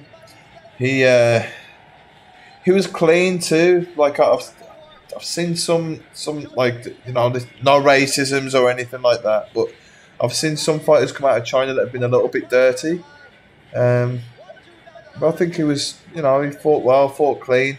Other than complaining about low blows, but not sure what his record is. He might not be that experienced either.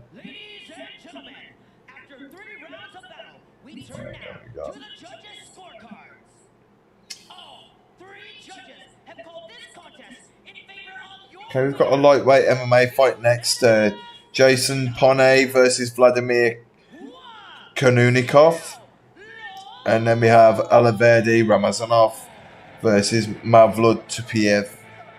I actually used to train with Mavlud Tupiev at Tiger. He's a strong fighter, but I think that Alaverdi will, I think Alaverdi will have his number.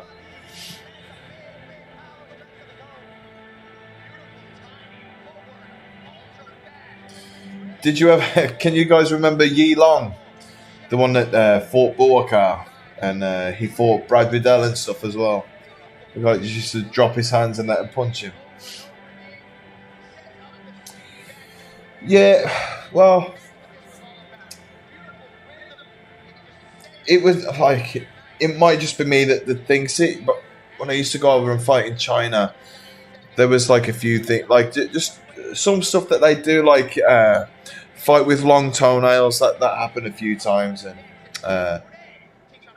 yeah, I mean, you know what it's like. Like you know what when you see dirty fighters. I actually got two. I got one big scar here and another one here from a fight that I had in Thailand at Max Muay Thai with Chernguat Pumpamuang. Who he passed away now, unfortunately. He was a very good fighter. He fought Youssef Boulghem.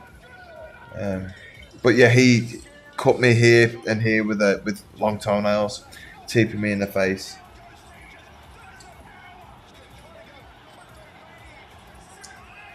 Yeah, he did get finished spectacularly sometimes. He's very tough, but just an awkward style. I think there was one fight that Borkat seemed to struggle with him, and they gave it to Yi Long, but I don't think that he beat Borkat. But yeah, there's that clip where Brad Riddell's hitting him in the head, and he just seems to be taking it. But Brad also beat the shit out of him after that fight, and they don't after that part, and they don't show you that. Yeah, I'd like to see that the Chinese guy come back and fight again. He was good to watch.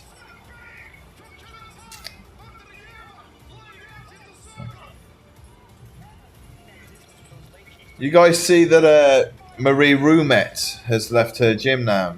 She's left her gym, and one of the trainers has left with her. Yeah, so I don't know what's happening with her in ONE FC anymore. I used to like she was a good fighter.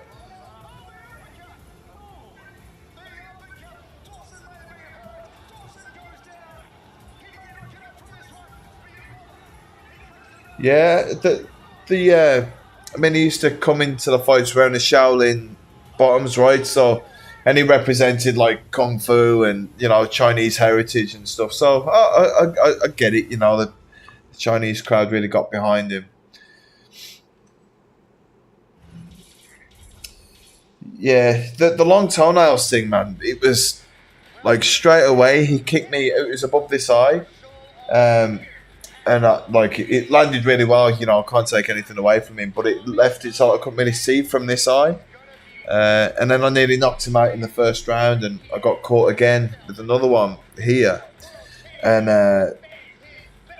yeah, I mean, after the fight, they both got really infected. I'd also broke my nose in that fight, so like I got one eye like that and one eye like that, and my nose is all swollen here. So it looked like someone had just drawn dots for my eyes.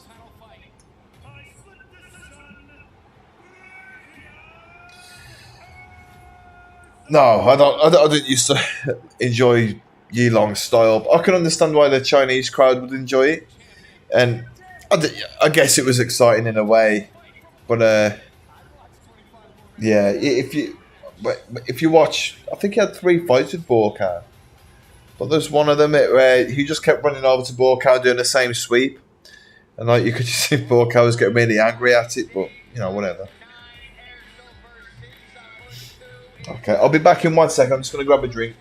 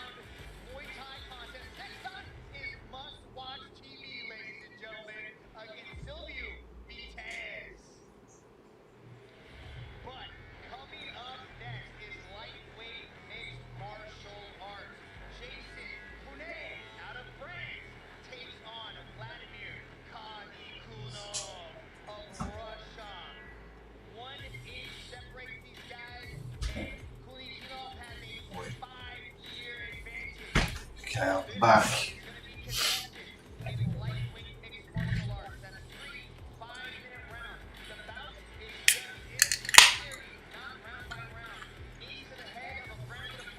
It is what it is, right? Like, wherever you fight, if you've got like a guy from your hometown or something like that, I guess you kind of get behind them.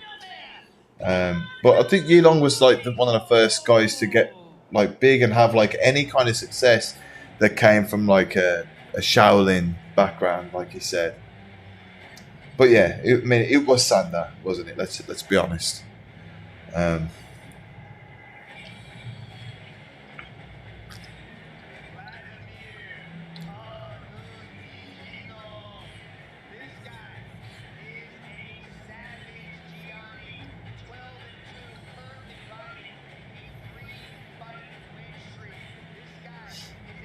yeah,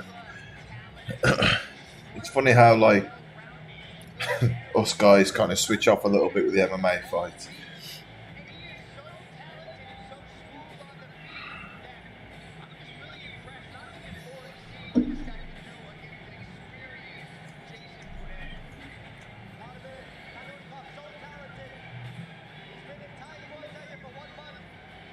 Okay.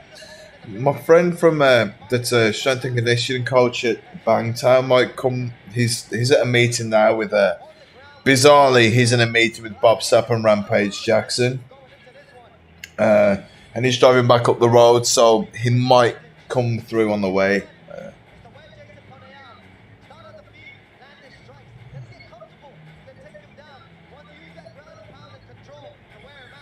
Um,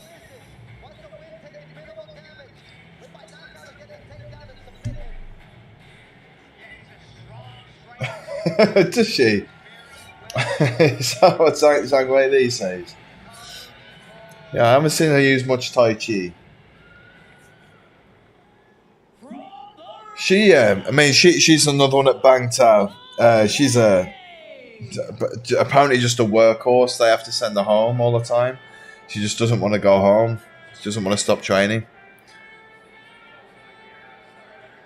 Yeah, the Bob Sapp. He's actually he lives in Chiang Mai, but he's down here all the time. Um, so one of my friends puts a show together called Fight Circus. Uh, and yeah, that like so. I don't know whether I should leak it, but there's Bob Sapp and Rampage Jackson on a team, but they're tied together, and they're gonna fight my buddy that's a strength and conditioning coach, and the actual promoter from the event. His name's John Nutt, who's like he's a big guy too, but he's not Bob Sapp. And yeah, they'll also be tied to each other. It's called Siamese Twin Kickboxing, and they're gonna fight. And it's like it's it's full contacts and everything. It's just that like Rampage will have one arm around Bob Sapp, and the other way around, and I'll have to fighting like that. But yeah, I mean, I wouldn't want to. I wouldn't want to do that. I'll be there judging it though. Um, yeah, you know what? The Bob Sapp is, you know, he's a larger than life character, and he was an athlete. Like he was effective at what he did. Um, I'd like to see what Ernesto Hughes thinks about him now. Um, but yeah, yeah, exactly. It's just it's wild. They do the fight circus like every 6 weeks or so, um, and then yeah, it's always chaos. Like they put together all different things. You can look on their Instagram and you'll see it. It's just fight circus, and they have like one big guy versus two smaller Thai guys, and yeah, at the same time, and it's crazy, but it's good fun. I also don't know how to judge most of the fights, so like we'll get there and be like, okay, well, we've got two businessmen that have never fought boxing before. They're gonna fight. One can kick, one can punch up, but that kind of stuff. It's just fun. But yeah, Bob Sapp had success because he was such an athlete, but when he did train, he was actually pretty good. Um, last time I spoke to him, like he was just, showing off his flexibility that he's got now. That guy can just drop down into the perfect splits, and he's like 51 or something now.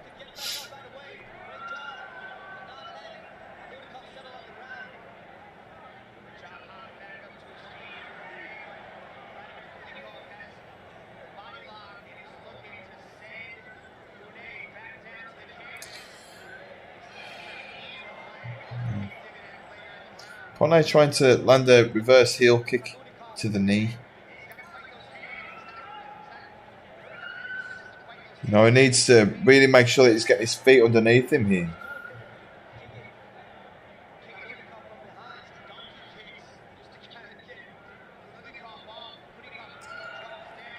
He needs to get his hips low.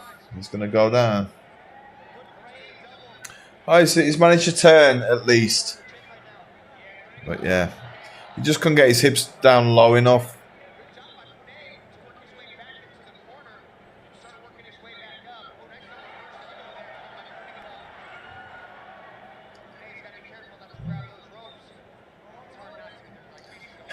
Yeah, it is.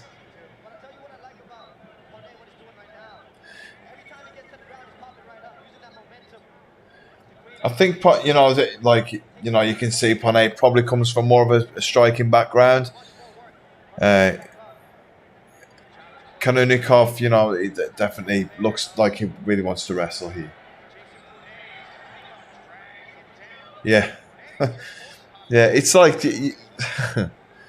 like they're, I'm going to try and hit you with something. You even see the top guys sometimes, like they'll just be, on the ground and just like, just knocking on one guy's face. Like, for sure it's annoying, but, you think they'd be able to try and figure out something a little bit more effective.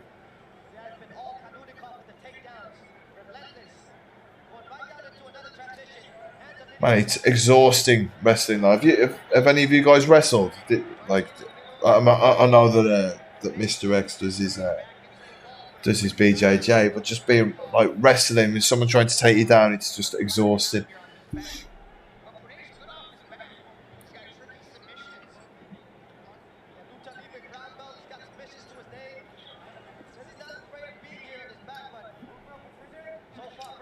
He's got some long legs.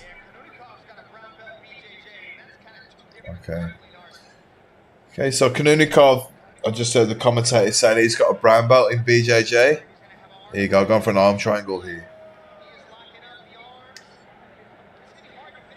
It's not under the chin.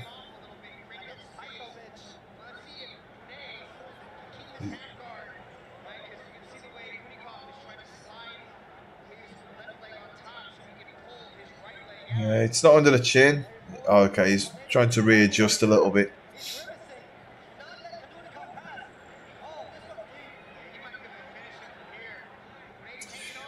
Someone got a similar submission to this the other day, right? On UFC. I can't remember who it was.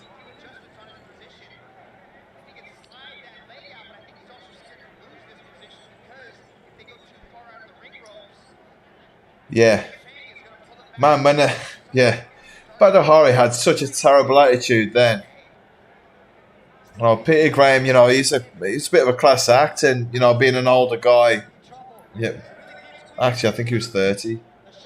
Looking back, so yeah, he was, just more older and experienced, and yeah, deserve more respect for Badr Hari. But I was impressed with that takedown too. I know exactly what you mean.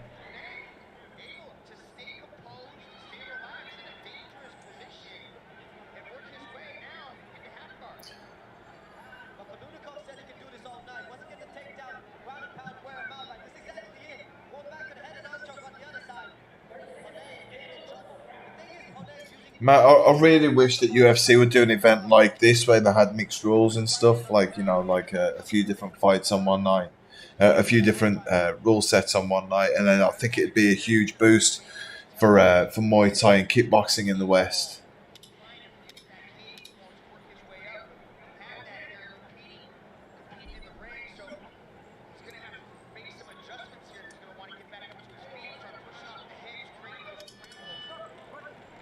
Oh.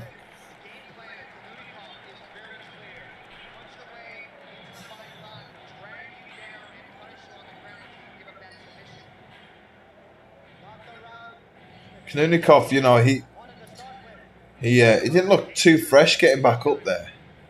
You could see that his like shoulders and his arms were filled with blood. It's exhausting to try and hold someone like that. Also, Panay will be tired from just having someone's weight on him, I guess.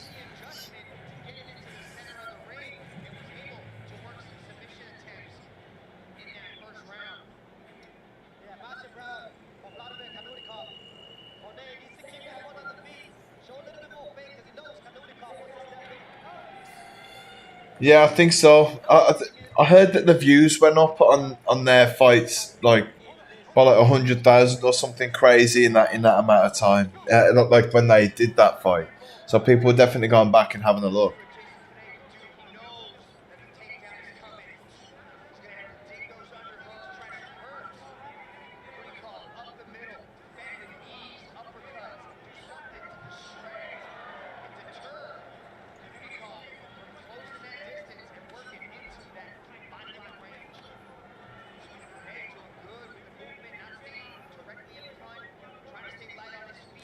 Wow.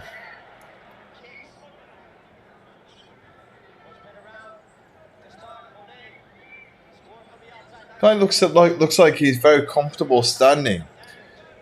Like you can see, he's throwing in some feints. He's got nice loose kicks. Doesn't panic when he's being hit. Ah.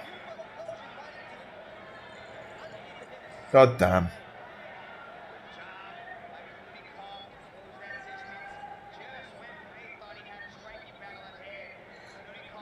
Yeah, I think Panay probably got a little bit lazy. I just felt a little bit comfortable standing. Kind of forgot about the threat of the takedowns.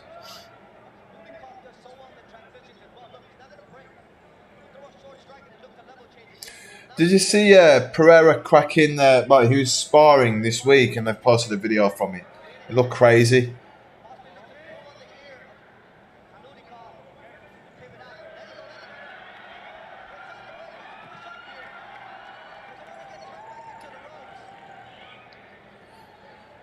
Yeah, I agree. I think that a lot of that there'd be a lot of good, that ties in MMA. I mean, who's it like the big? There's Lama Lukbunmi, uh, Top Noi, who's also good. Did it get caught there? Y2K Fairtex is another one. There has been a few, but like no one's really taken off. Unfortunately, I just don't think that Thailand yet really gets behind their fighters in MMA. But they do have a Thai wrestling team, which I wasn't that aware of. But yeah, there is a Thai wrestling team, so they do aim to compete in the Olympics or whatever.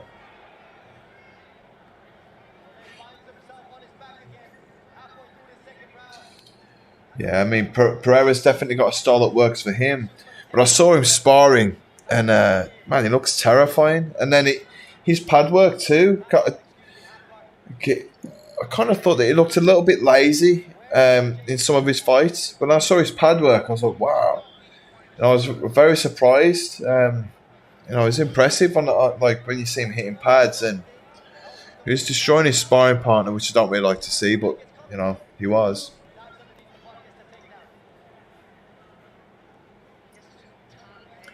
Do you think is he standing a chance against Pereira in this next one? I don't know if it's too soon. I would have liked for Izzy to maybe have had another fight between. Then Pereira looks very big as well.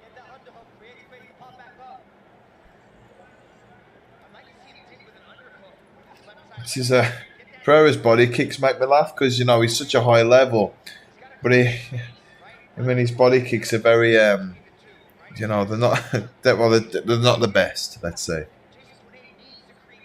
But his boxing is tremendously powerful. His low kicks are very strong too.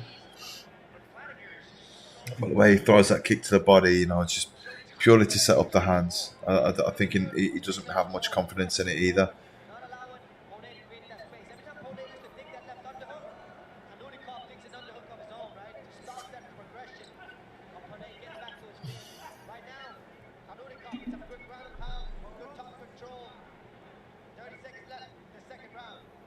Yeah, I agree. I'm a big fan of Izzy, and we've been in the same training rooms and stuff before. We've got good mutual friends. I've met him like a few times, but we haven't really spent much time together. But I'd say I know who he is and stuff, and I just don't think that I just from what I've seen so far, I don't think that he beats Pereira.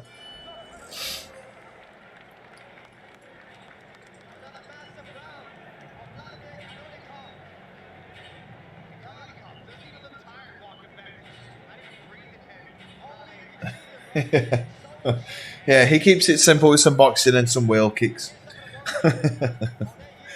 Yeah, I like. I mean, I like Pereira. He doesn't say much and he doesn't talk badly about anybody. No, he really is a guy that just lets his hands do the talking, right? But I also thought he was doing like some kind of native wrestling. Um, he's like, he's from like the Amazon, I guess. Like it. So he's probably can wrestle a bit, but I think you need to see for Israel to get the victory over him. I think Israel's going to have to pull out some wrestling. I mean, there's no point to just playing to keeping it an even playing field. Some nice boxing there by Pane. He just needs to be careful of his ring position here. See, as soon as he's going to get his back against the ropes, Kanunikov is just going to try and shoot. It's just going to keep happening.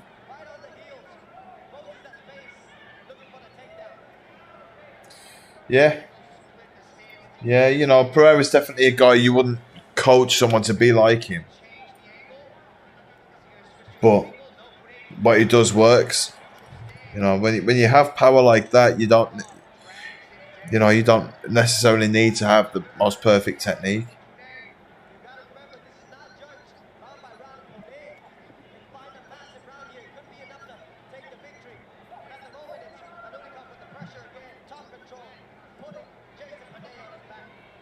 Oh, okay.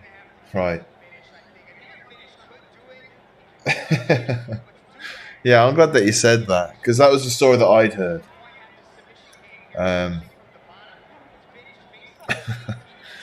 Yeah, just a wild little Mowgli.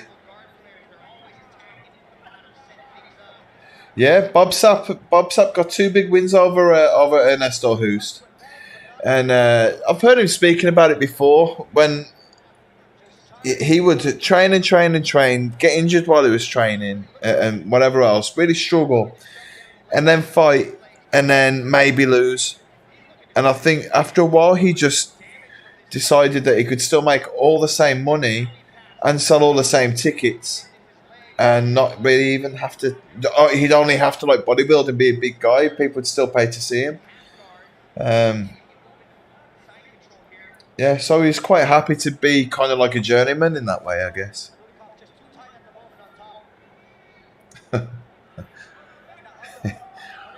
Yeah, but Bonyaski beat him too, didn't he? In a similar way to Cro Cop, I think Bonyaski kicked him around the head and kind of made him give up. But I'll tell you what, he's such a nice guy. Yeah, Semi Shield too. You're right. Yeah, what was it? Let me just see his record now. There's some good fights on there. Is it Masashi as well that he fought?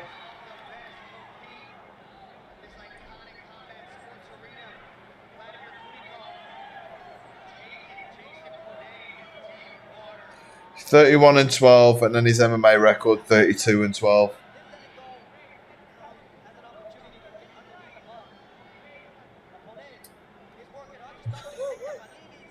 So, so, so the guy that I was telling you that's going to have a Siamese twins kickboxing fight against Bob Sapp and Rampage he's known Bob Sapp for a while, just like I have. But he's just messaged me to say Rampage is fucking massive, mate. So yeah, looks like he's gonna get it.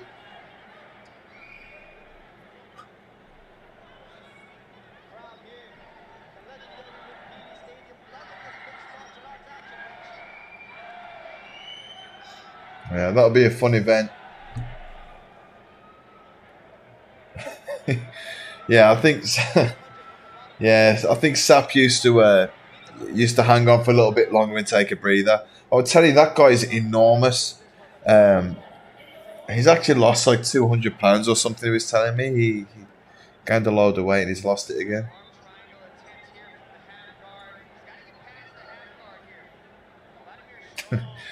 Yeah, I mean, so technique is very important, timing is very important, speed, of course, everything. But then you get Bob Sapp, and it's like, well, you better just get me a gun, I think. Yeah, if he's coming for you, I don't know what you could do. He was like a super athlete too. Like he's an NFL player at one point, I believe. So, I'm sure he sprints and everything. He could probably be competed in anything. He's a huge star in Japan. He even had his own line of dildos and condoms too. That were called the Beast range. So, it's a little info for you. I can try and get one signed for you if anyone wants one.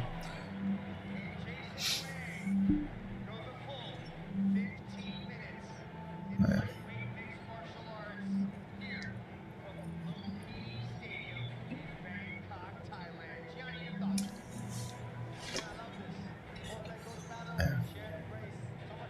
Yeah.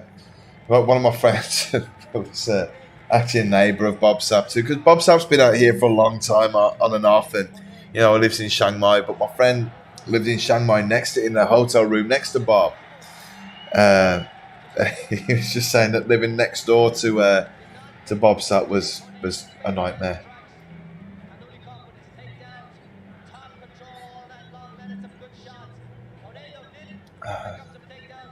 Yeah, I think it's Muay Thai next. Let me just check. Oh, it's Alavedi Ramazanov next.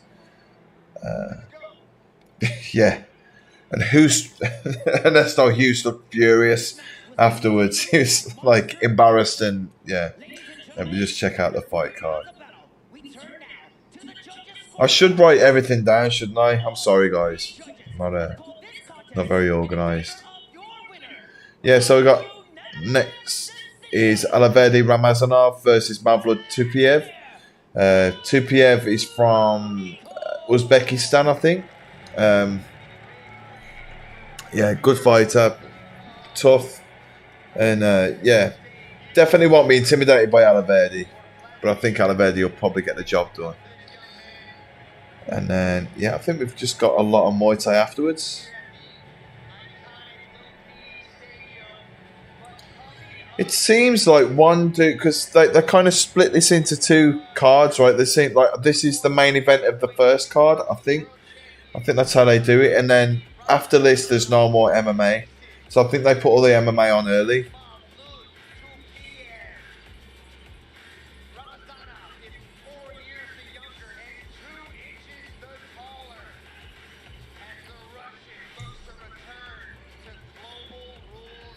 I mean, by the time that Ernesto Hoost fought Bob Sapp, I think Ernesto Hoost was quite just very used to just boxing and throwing that low kick. Um, and I think, Bob Sapp was inexperienced at fighting, which meant that he wasn't really scared. Wasn't really aware of the consequences of like what can happen if you play the game, whereas everyone else kind of had that fear of Ernesto Hoost. And of course, like, if you can't throw your hands, if you can't sit on your punches, you're not going to have the same power. And then if you can't set up your low kicks as well, you're not going to be very effective. And of course, Bob Sapp just beasted through him, just ran straight through him and took him down and did whatever. I'm sure they tried to throw him over the ropes at one point, didn't they?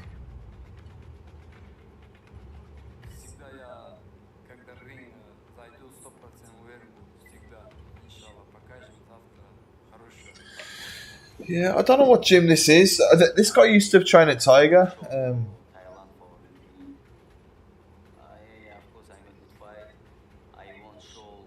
Ramazanov is good.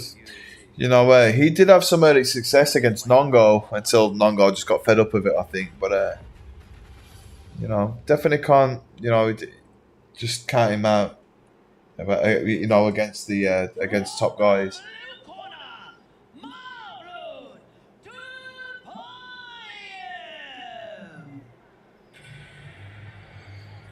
Yeah. So who's this from back in the day where that Dutch style was just around to beat the Thai style? I mean, now it seems like they've kind of met in the middle a little bit. But Dutch is still a little bit more kick heavy.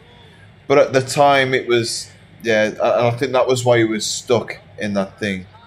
Oh no, sorry, this guy is still at Tiger.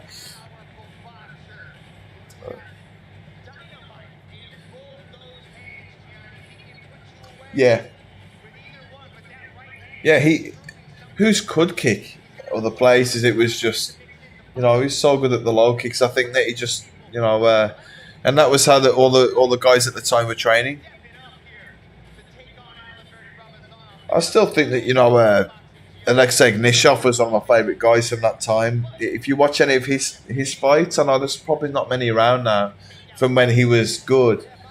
Yeah, he was a good one to watch from there. Yeah, this is the guy that fought Nongo and foolishly did the gun fingers in Nongo's face at the weigh-in, which upset Trainer Gayo as well. If you look back at that fight, it's pretty funny. Ramazanov gets knocked out, and Trainer Gay starts like going all gangster on him. Pretty funny. And Nongo did the machine gun thing in answer to his little pistol. But yeah, this guy is good, Ramazanov.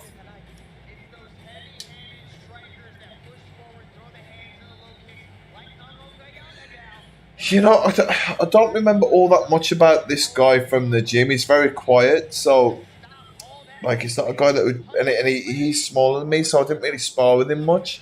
But I think he was like very good, like fit. You know, just very good, like straight punches. But like just a fit guy likes to come forward, so this could be an interesting fight. The thing with Alexei Gnishov was that he was an alcoholic, and he really did battle with alcoholism. A guy that I knew, that Peter Crook used to fought on the undercard of him a few times, and yeah, he was known to be drinking vodka and stuff before fights, and you can kind of see on his face that he's a little bit tipsy when he's fighting, but you know, when he did put it together, he had good success. You know, he had a lot of knockouts in the last round of fights. He was just like, he'd just get fed up and kick him around the head and knock him out. Just what I called him the Red Scorpion.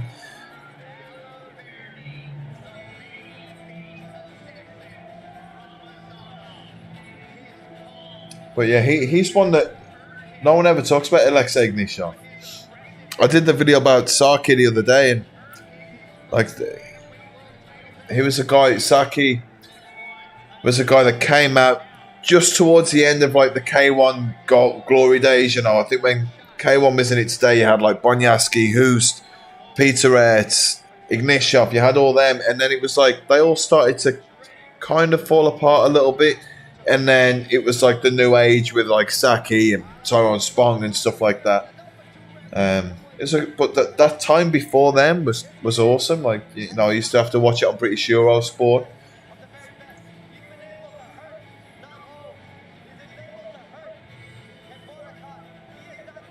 Yeah, I mean, like, I'm sure that like he was that used to drinking, his body was that used to it that it probably just didn't get him the same as us.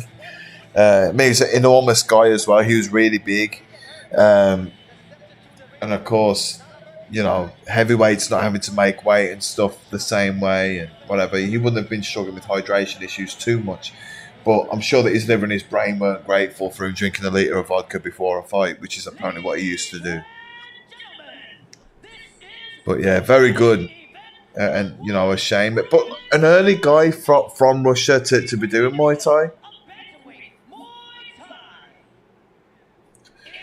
it really was. Andy Hug was very early. Yeah, Rob Kamen as well. Yeah, it wasn't until I watched that fight that you recommended that I didn't realise how good Saki could use that left kick. The fact that he could really throw like kickboxing style and Muay Thai style, that worked really well for him. He was like a middleweight Borkow in that way. And you asked about like throwing it more of like a kickboxing style kick to the legs. There's a safety that comes with doing that. That you don't get when you can really commit to a kick Thai style. It's a shame that people know Saki from his like brief time in UFC, because he was finished there. He was put over the hill, but still a ferocious striker.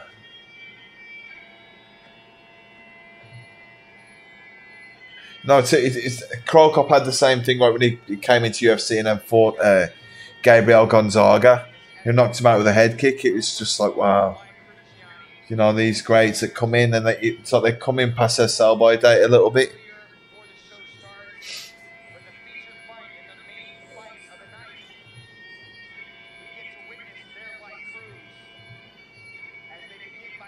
Yeah, so this is the main event of like the prelim card or whatever, which is why they're letting him do a Ramoy or White Crew.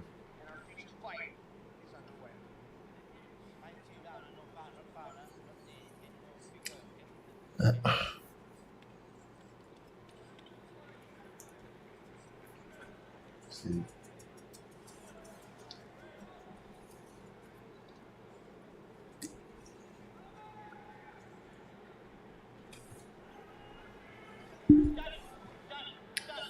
The same coach that you just saw in his corner was with the other guy from Tiger earlier. Yeah.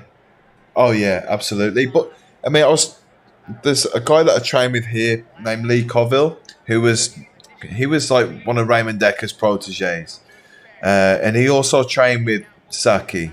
And I was talking to him about him, and he was saying like that Saki started fighting at like 75 kilos, and then just grew into a heavyweight. So he did come through as a heavyweight. Like, he's famous as being a heavyweight, but he came through with middleweight skills.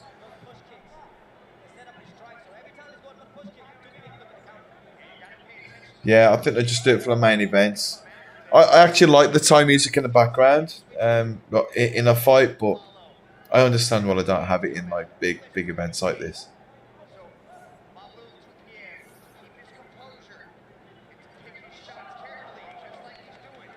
Yeah, Tupiev, he's going to be a determined opponent for Ramazanov.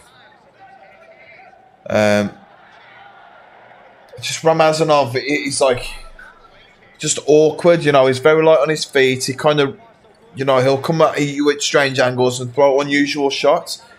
If you are more of a traditional style fighter, the referee needs to be more talking to Ramazanov. He's not doing much.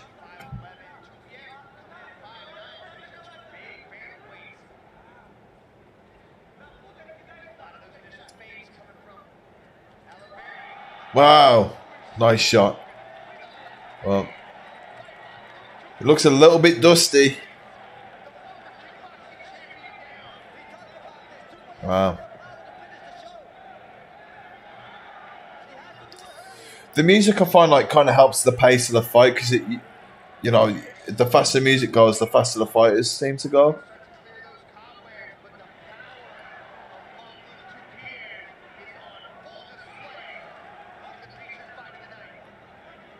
Oh. This does seem very, very close to the Nongo fight. I mean, bear in mind he lost that by what was it? It was a body shot, right? I can't think. I think it was body shot.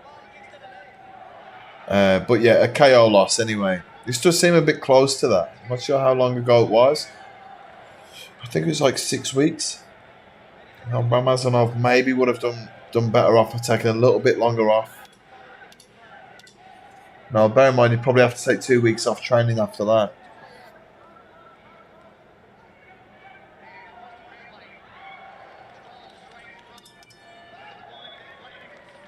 Nice. Ah, nice by Tupiev.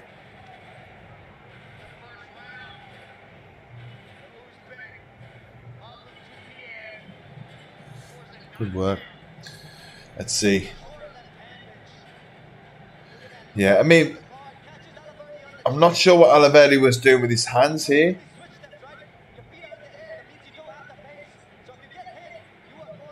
Very messy, you know. It's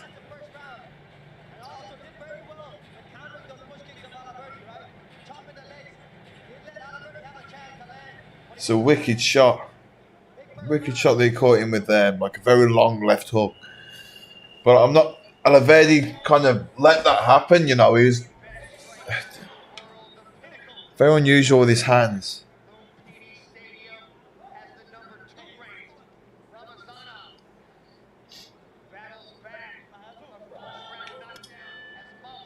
Yeah, as much as it was a good shot by Tupiev, it's very clumsy of Ramazanov to be caught like that.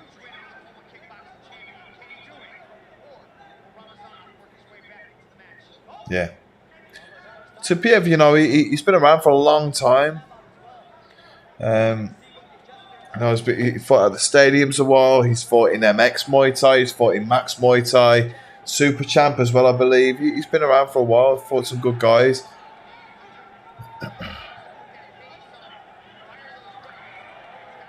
Ramazanov's looking a little bit desperate here.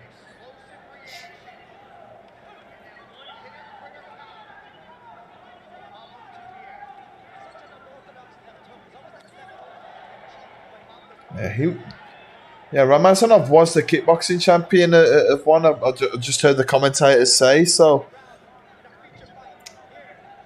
Yeah. It's a well-timed tee, but not a massive score.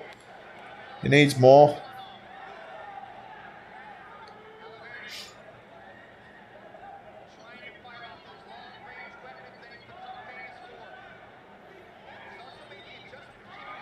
Oh, nice. Yeah, Tupiev made good use of the Superman punch there. It's not many people that do. But I was just going to say, that's the kind of shot that'll land once.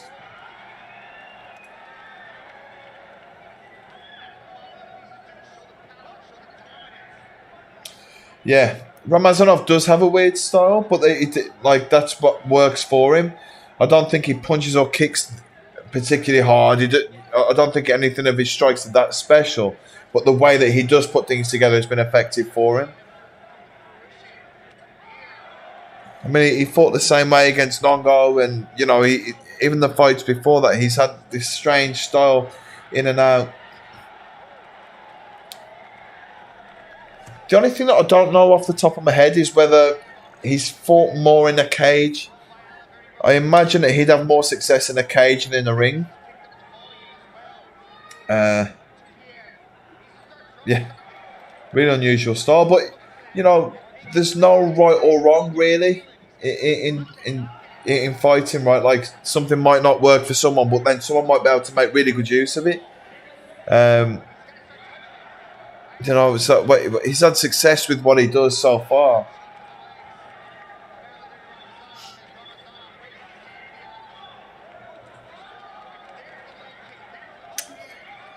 He's got an arrogant swag to him, which I don't like. You know, he's getting caught with shots and then putting his hands up. It's like, you're hurting, man. Like, he's catching you with stuff.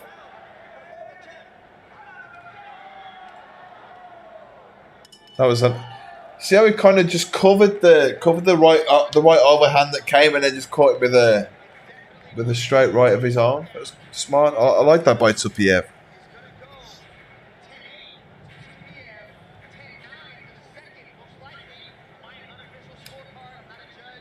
Yeah, I mean, Ramazanov. I think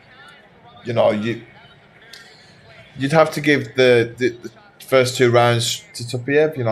Ramazanov needs to come back from this. This is not a big enough score to like it. It's not going to make any difference on the scorecard.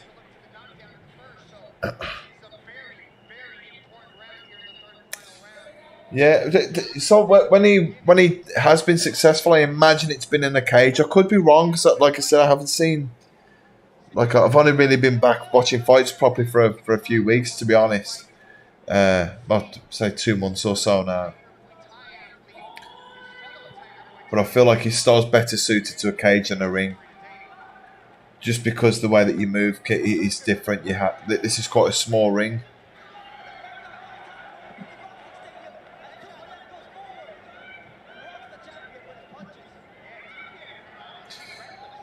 Tupiev, making good use of bringing up his blocks and walking forward. That it can be effective to do that. Wow. I think he's got Ramazanov's number here.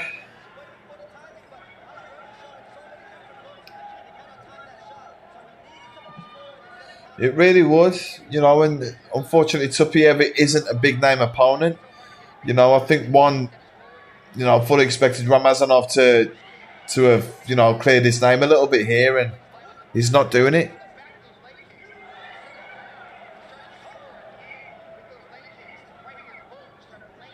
I mean, he's just looking messy, isn't he, here? Tupiev, sort of exploited him a little bit in the first 2 rounds.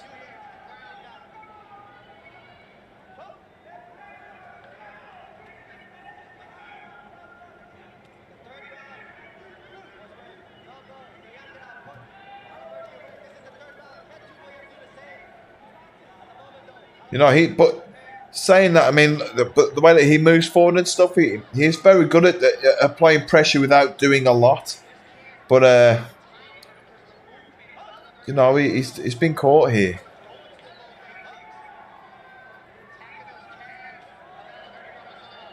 Yeah.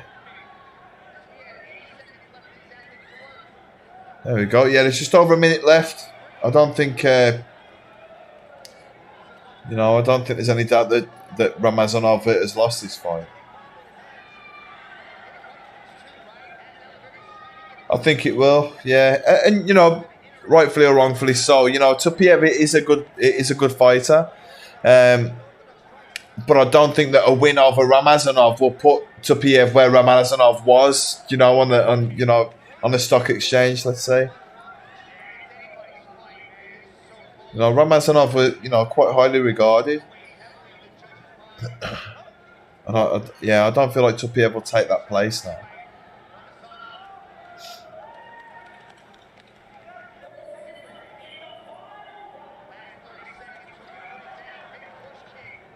Yeah, Ramazanov really needs some magic here.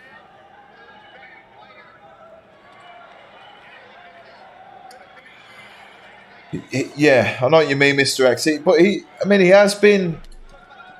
has been more effective in this last round, but it's too little, too late. And I'm really not a fan of the arrogance that comes with his style. The fact that he's getting hit and being, like raising his hands and telling the other guy to come forward. Yeah. I mean, my personal opinion about someone's style, doesn't really matter, but surely he's not so delusional to think that he's won that. I'll be honest, I'm quite looking forward to watching his face when Tupiev gets his hand raised, to be honest. Yeah. Although, I mean, that there are some fights where Ramazanov has been very effective with that style. I'm going to have a look and see if he was, see if the fights that he won was in a cage. because in my opinion, that does make a huge difference. Okay, sweet. Let's. I hope to see you back soon, Disgruntled. Thanks for watching with us. I really appreciate it, man. Thank you.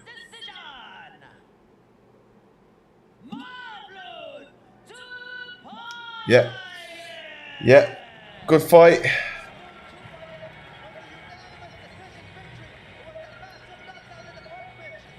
Yeah, I don't think Oliveira can really complain about that. I think he'll be very disappointed when he watches that back. Yeah. Man, sometimes one of surprised with their decisions, but yeah, I'm glad that they agreed with us there. They didn't really have a choice, did they? To be honest.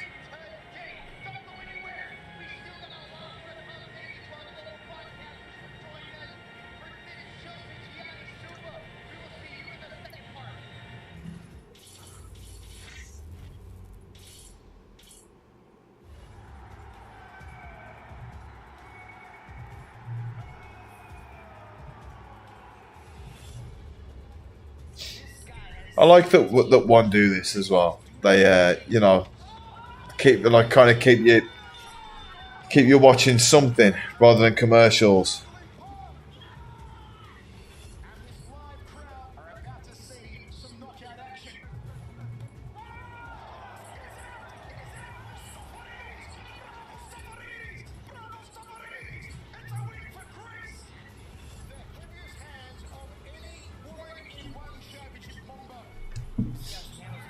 Oh, it's all Muay Thai now. Let me just have a look, see who it is. I think it's two Thai guys. Yeah. Mei San Kum So Ying Cha. Oh, I'm not even going to try. Yeah, it's Muay Thai. Then a girls Muay Thai fight. Then Muay Thai again, Muay Thai, and it's all Muay Thai from now. Yeah, the MMA hasn't been good today, has it? The couple of fights that were on.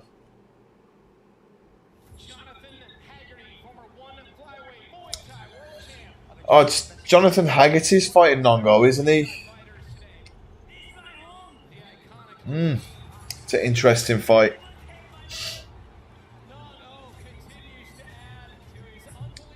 I would love to see Nongo versus Rodtang. I think that'd be a great fight. You know, get to the top Thai guys in. I think Nongo at the moment could beat anybody.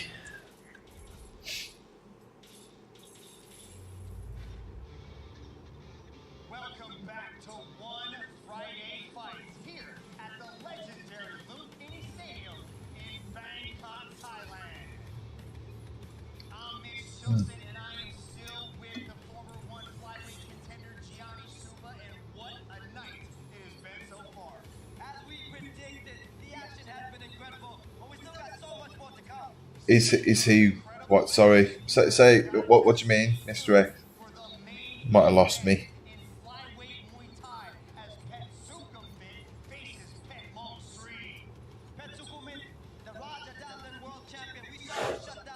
Pejman Suri. That's a combi.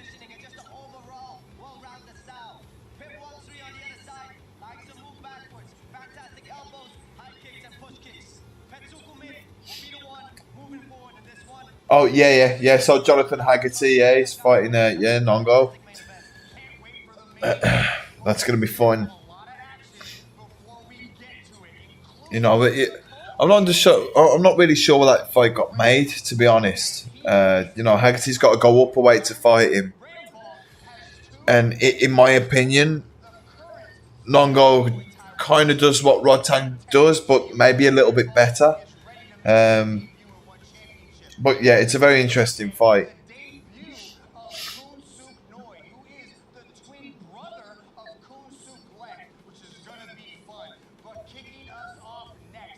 Yeah.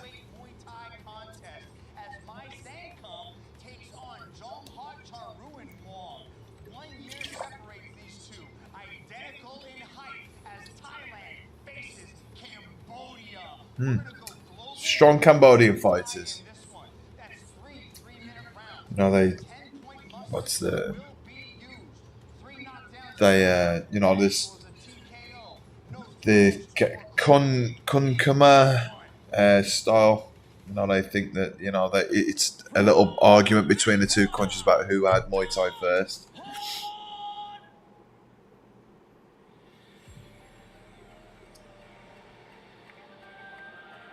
Let's see.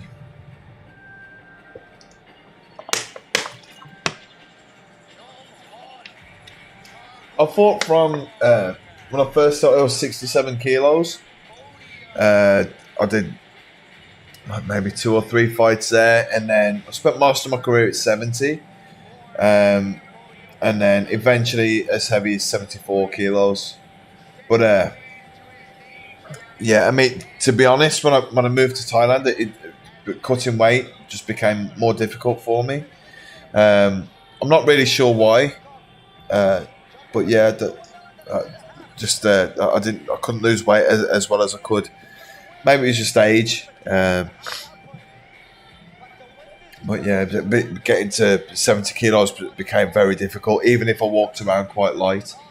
I used to do a lot of cardio. I think maybe, I carried a decent amount of muscle for my size at the time, so maybe that was why, but yeah. Yeah, I mean, now I keep thinking about fighting again. I keep thinking about maybe doing a couple more. And then I still love to train. I still like to spar and hit pads and stuff. And I feel like in a way, from having time away from fights, I could maybe, be better than I was then. But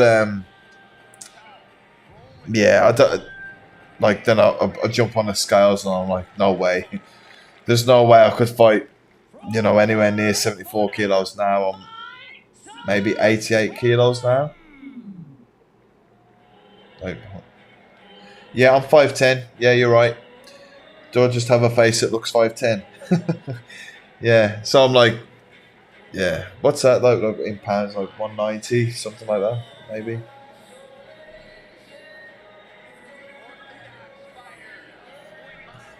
But yeah, I mean, I feel comfortable at the weight. Like it used to be funny that I'd walk around mostly at 77 kilos, 76 maybe, and then I'd cut weight to fight. I'd get down to 70 kilos, and then I'd go straight up to 80 kilos. I'm like, man, why is this happening?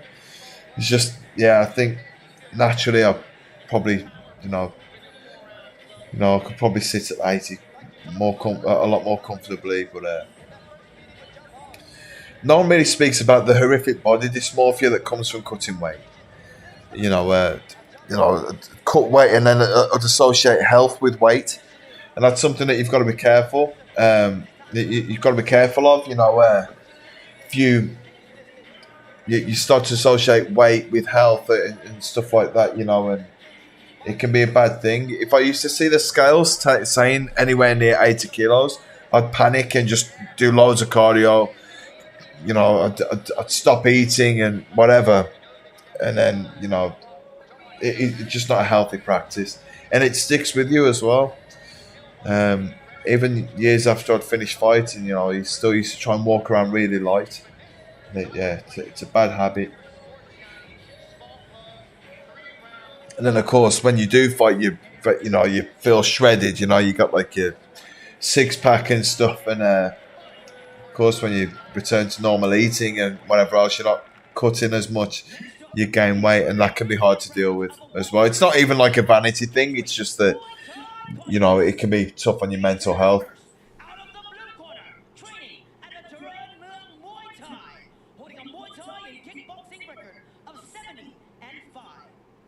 Wow.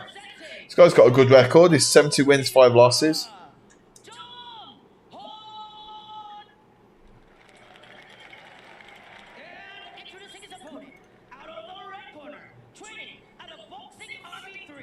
Holding a Muay Thai and kickboxing record of 45-15. Representing 45-15, this guy. So you know, just looking at their records, you'd kind of be back in blue, right? But so in England, when I was fighting there in Europe, I used to just diet and then sauna the last little bit of weight off, like step up my training, like closer to the fight, and then yeah, like runs and then just sauna the last little bit. In Thailand, they were getting me to wear sauna suits for like the last week or two. They're really into manipulating the amount of water that you drink as well, which I just found really difficult. And I'd still have to sauna or run on the day of the weigh-in. So it's a lot more comfortable to do it the way that I was doing it in Europe. Um, I know that like in the US, you guys you guys learn how to cut weight early, right? Like with the wrestling and stuff. Starting quick, these two.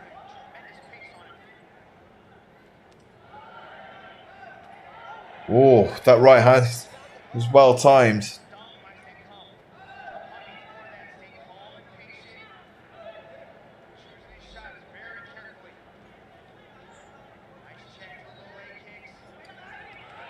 John Hart, looks like a very strong striker. He's got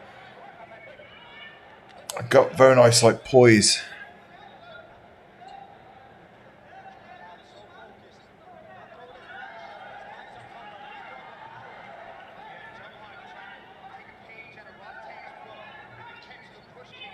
Yeah, I think in Thailand, I think water retention can be a big problem for some people, and I think that might have been where I was, where your body just wants to hold on to as much water as it can. I think maybe diet is harder for foreigners living out here. Everything comes with rice, and it's maybe sodium's high, stuff like that. Also like the knowledge of diet and stuff. While I was fighting, I didn't have the same kind of. I didn't spend time educating myself the same way that I have done now. So I'm more aware of that kind of stuff now than I was then.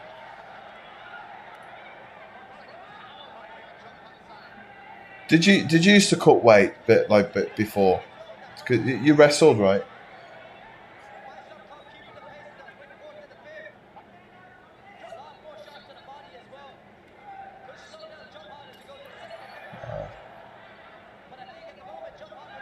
Oh,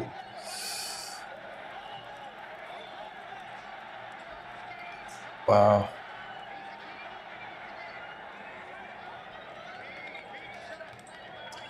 John Hart, he's got a very strong style, and like he's got that thing, but where he stands very rigid. Sometimes, it only just takes like a little dink in that armor, and it can kind of start to fall apart. I think he'll come back refreshed after the break.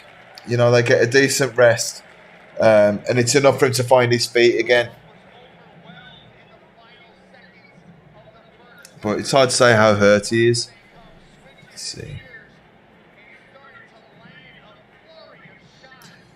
Yeah, the red corner, it just seems to be a lot looser.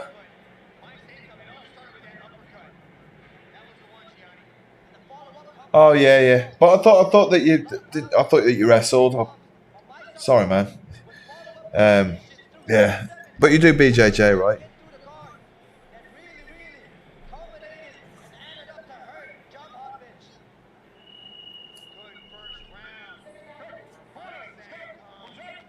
This would be a good one.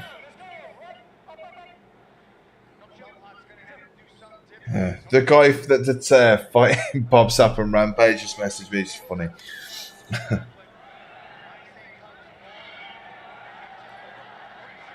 Wow.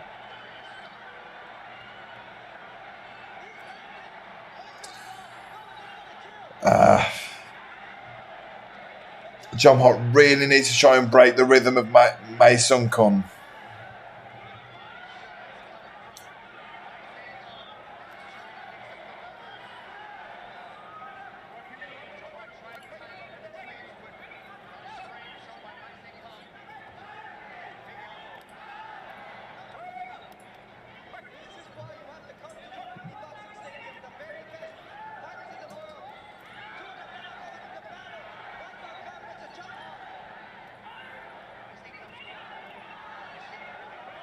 Wow, man, it's some quality work here. Mason, come, you can see that the variation is attacks. So even though that John Hott's hurt here, he's still not only headhunting, digging the body as well. John Hott landed a good shot of his own. That's a good fight. Two determined fighters.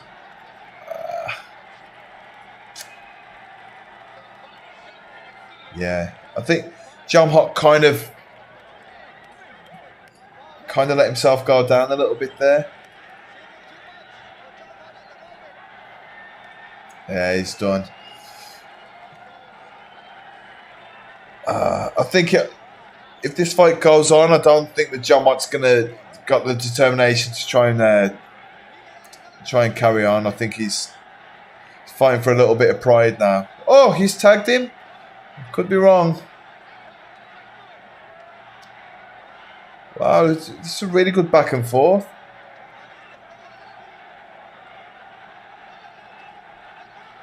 Oh my God, that. Wow, what a fight.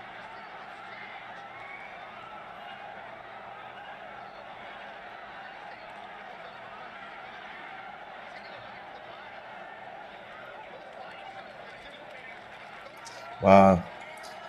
Such a good back and forth. Wow. Man, I was almost sure that John Hott was done.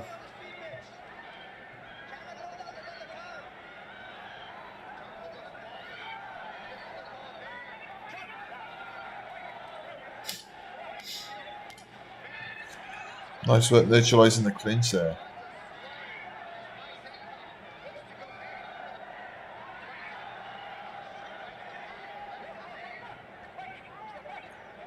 Oh, brilliant fight.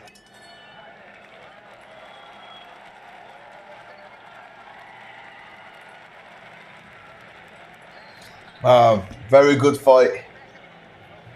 I'm very impressed with both of them. You know, like I said, I was almost sure that John Hott was done. You know, it kind of looked like he accepted that he was going to go down, and then the second knockdown. Where is it? Yeah, see, he kind of goes down himself there a little bit. For sure, he was tagged, but and I thought he was done.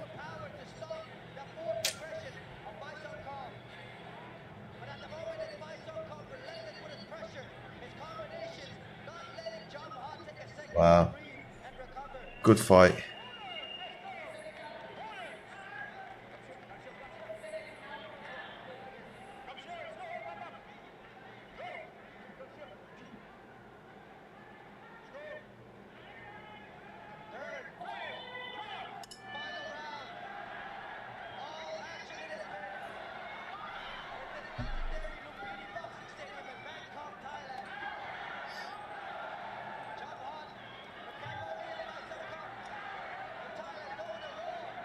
Wow.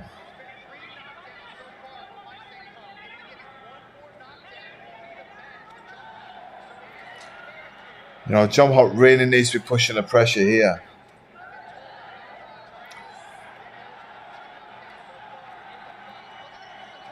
Yeah, I mean, he's done. Yeah, I mean, John Hott really now, he's just got nothing left, but very impressed that he managed to fight on until the end of that second round, and then Kate still came out for a third. Unfortunately, he's taken more punishment than he had to a little bit, but wow, both of them very good. You know, that was could be the fight of the night so far, I think. Both very determined.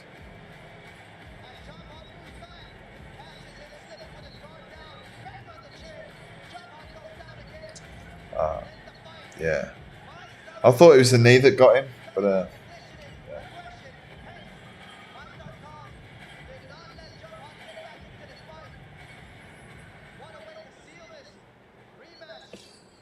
Wow, good fight. I enjoyed that.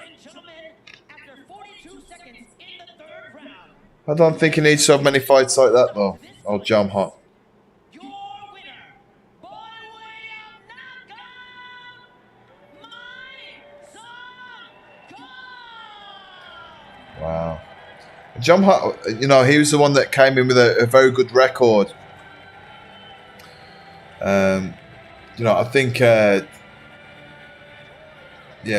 think May Sancom, he had a few more losses, a few less wins, but you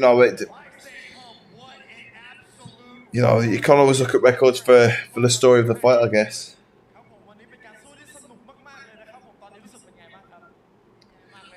Yeah, man, I wore MMA gloves a few times. I did consider fighting in MX Muay Thai for a while, and I was going to fight in Card Chop in a Thai fight, which is pretty much just an MMA glove, and I just couldn't. I wanted to spend time learning how to defend properly because I don't think that many Thai fighters do, and that's why they get caught. But yeah, it was a little bit too different for me, and it was kind of towards the end where I was kind of accepting that I was kind of over fighting at that time.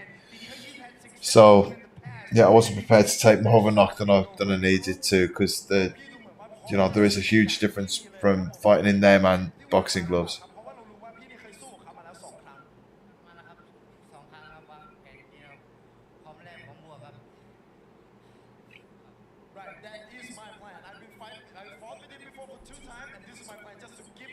Oh, okay, so that was a second rematch. So they fought 3 times. Let's see.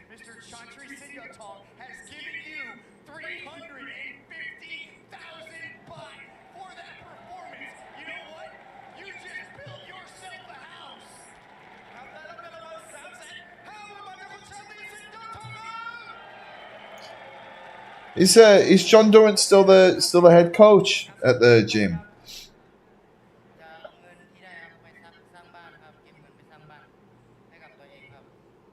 I haven't seen anything of him for years. He used to be on a forum, and people would be talking. I can remember him from there.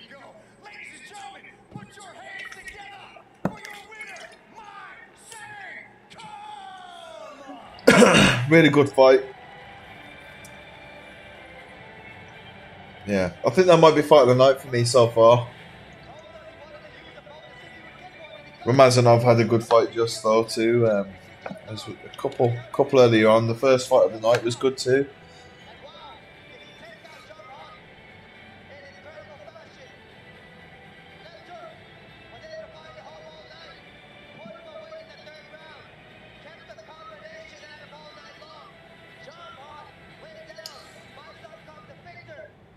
Well, so in boxing gloves, you've got the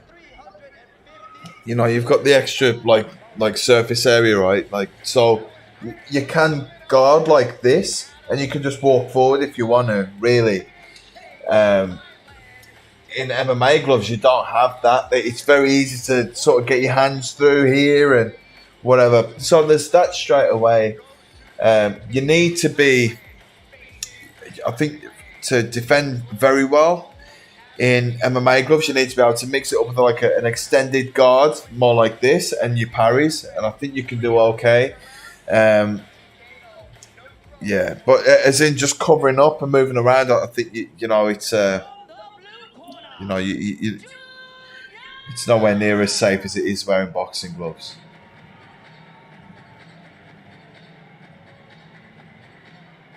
Yeah, I saw that. I look on his Instagram now and again. I see that it was in Florida. Yeah, I think he was training out there. But yeah, haven't seen anything of John for a very long time.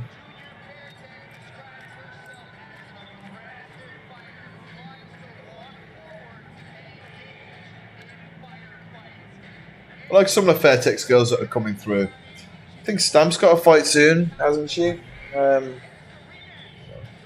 I heard someone talking about it the other day, but I can't remember who it is.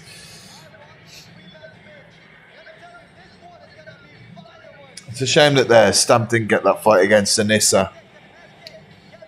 That would have been an interesting one. This is so good.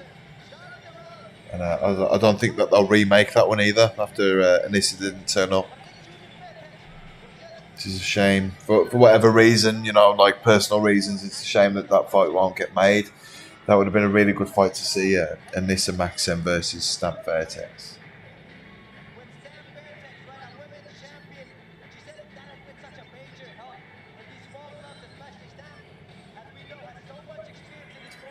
I haven't seen this girl before. Junior.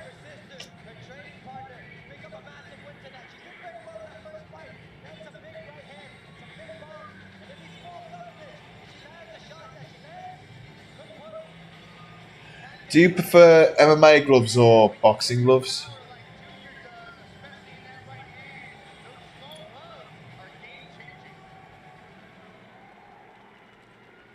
From the red corner. No, I didn't see that either. I haven't seen. Let's have a look. Jarina Bars. Luckily, I've got a phone here.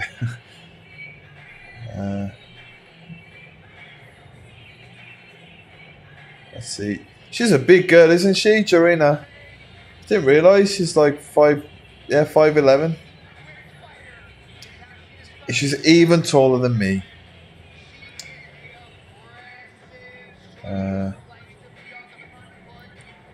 Yeah, I can't see anything, but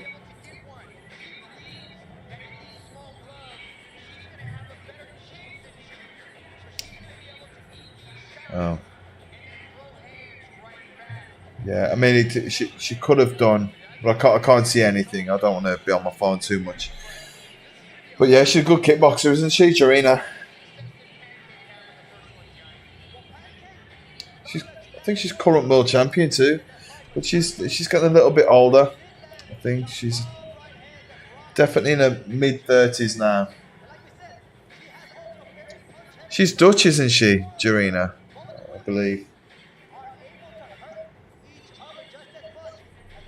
I think if one did sign her, I think it's good. Yeah. Do you find that well, like when I put MMA gloves on to hit pads, like that because of how they cover your knuckles, it kind of feels like your hands don't land properly. Yeah, that's what I didn't like, and then like the other reason that I chose not to fight was because I couldn't get like quality sparring. It was a lot of things that I wanted to work on before I agreed to fight in MMA gloves. But yeah, I felt like I couldn't hit pads in them properly. And I felt like I couldn't defend very well. And there was a lot of pressure on me to agree to a fight before I wanted to. So I was just like, nah, I won't do it then. That's what you find sometimes, especially when you're living in Thailand, is that they'll put pressure on you to fight when you don't really want to, especially at the bigger gyms. So yeah, that you have to be able to take your career in your own hands at times. Oh wow, that's a beautiful kick by Junior. Wow.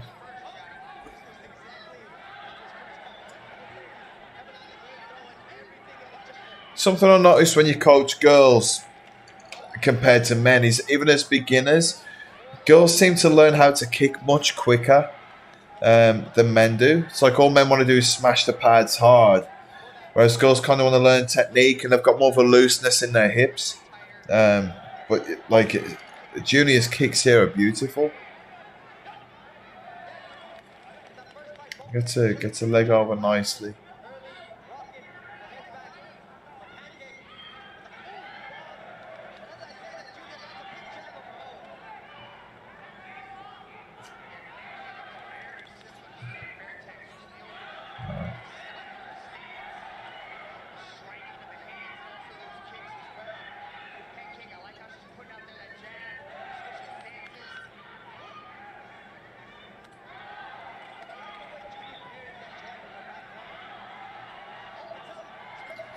Yeah, the thing is that at the commercial gyms,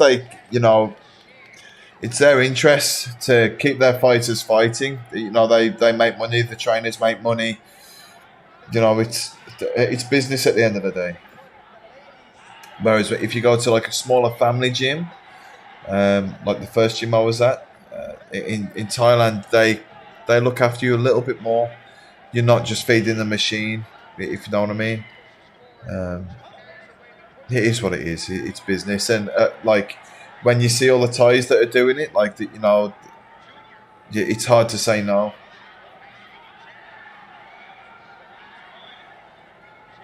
But something to be aware of, when you're spending time in Thailand. You don't let yourself get bullied or manipulated into doing fights that you don't really want to do. That's why Thai fight was such a big thing. They take really inexperienced foreigners.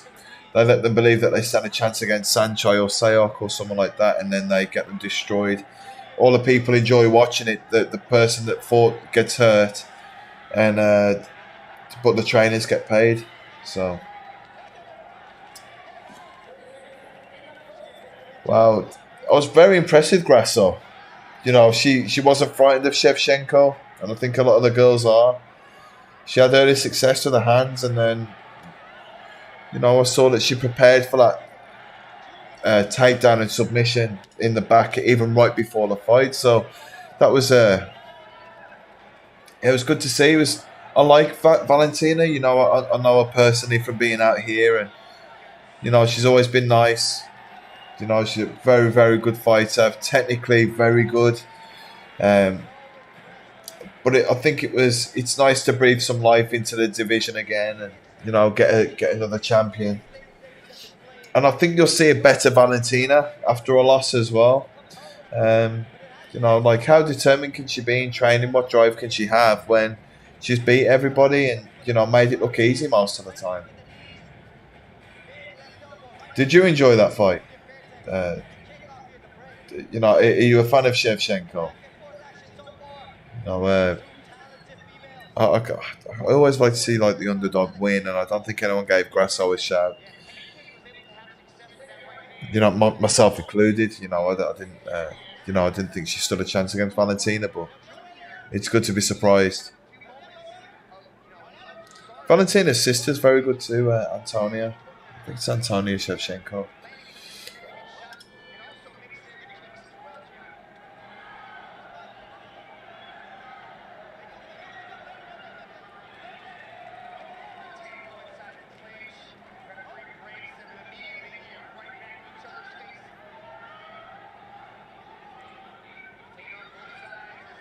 Nice. Pancake just making it look easy, like getting out of the, the clinch.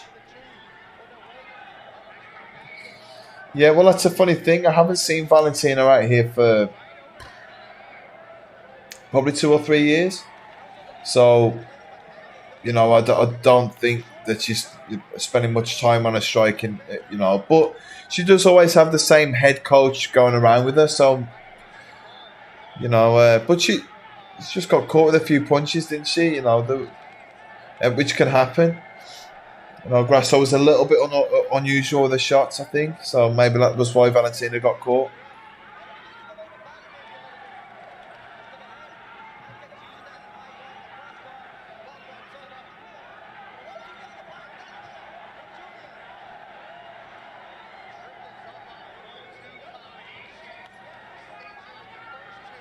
Yeah, yeah, Grasso just wasn't frightened of her, was she? That makes a big difference. Is what's her name? Is it Juliana Pena, the girl that the Venezuelan vixen? Is it that beat Amanda Nunes? Has that rematch happened yet? Because that was like the last big shocker in the women's fights, wasn't it? Amanda Nunes looked unbeatable, and then she pretty much got beat with a stiff jab.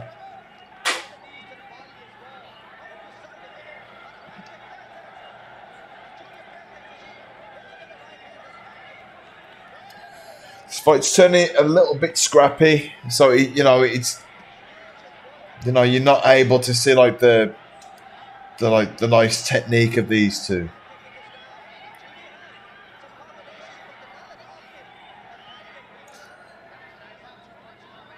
I feel like Pancake is doing the right thing to win the fight. She's making it ugly, which is, you know, that a lot of the Fairtex fighters have that very like clinical style where you know that a lot of it, you know, revolves around their back leg kicks, uh, you know, like that. You know, but Pancake doing a good job here.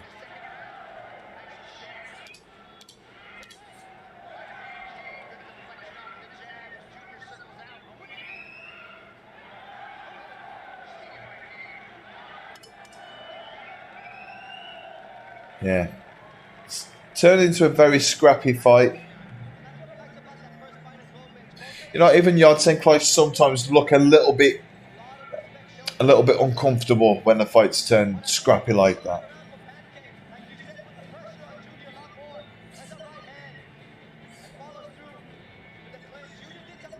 Oh, okay, yeah, I wasn't sure whether they.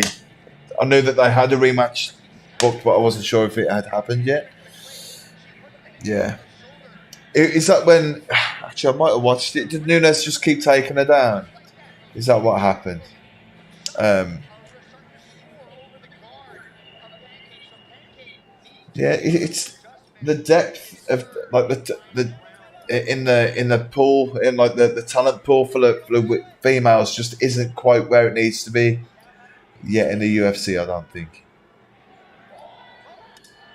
Uh, but I think you know the women that are in there have definitely made you know made Dana look silly for saying that you know that women's MMA didn't have a future and whatever else he said.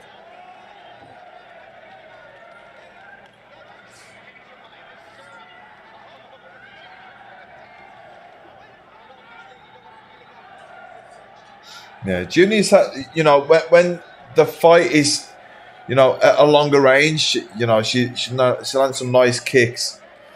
Uh, And yeah, Pancake doing what you have to against someone with that style, just shut it down. The way that she's walking forward with a guard up, with it blocking with the legs, is very smart. That's a good way of shutting down a kicker. Um, you know, and she's doing it effectively. She's got very good balance.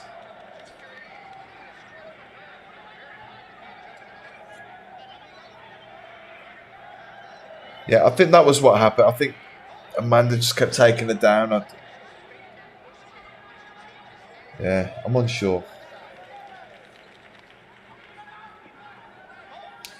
Man, what did you think about John Jones versus Cyril Gain? I really thought John Jones would win. I didn't realise it'd be that quick. No, but it's like people forgot about how good John Jones is, and then he comes in and does something like that, and you're just like, wow, who can beat him? Yeah, I thought John Jones looked fantastic. I think Stipe stands a better chance against him than Cyril Gain did, but I think that John Jones still takes it if he keeps his head screwed on. He seems to be disciplined in and around this fight. Yeah. Yeah, that the way that Pancake's moving forward by you know moving forward like stepping forward with her blocks, it's very effective against kickers. You find yourself against a kicker like that you know definitely favours kicking over boxing. That it's a good way to shut them down.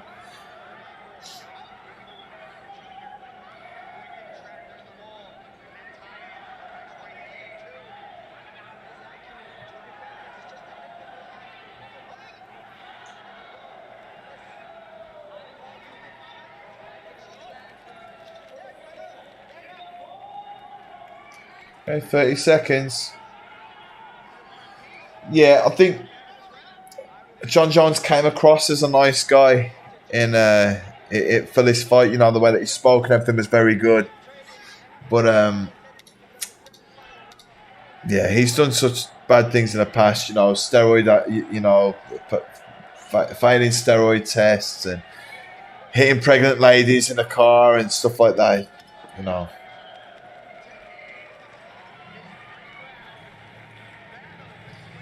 Yeah, he's not good. Wrestling seems to be a skill that like doesn't leave you. Like, of course, you can still wrestle. I heard the same thing, but yeah, of course, you can still wrestle. You know, yeah, I thought. I'd like to Stipe to win. I think Stipe seems like the All American hero. It's like he's a fireman. He's an immigrant. And he seems like a really nice guy. But I just think John Jones is just one of those rare talents. But he's just excellent all round, isn't he? Yeah, exactly, Mr. Picogram. And now picograms aren't a thing anymore. Apparently, have you seen that? That they changed the amount that they can say is a failed drug test. Now to the judges' scorecards. Judge number 1 calls this contest in favor of Junior. Judge number 2 calls this contest in favor of Pancake. And judge number 3 calls this contest in favor of your winner by split decision. Junior! Meh. I don't know. The fight was very scrappy, so I can understand why it was a split decision. They both definitely had their moments, but it was just, whatever the judges felt like were the cleaner scores, I guess. But there really wasn't much in that. Pancake did do a good job of shutting down Junior's kicks and taking the range away from that. Okay, let's have a look at the fight card.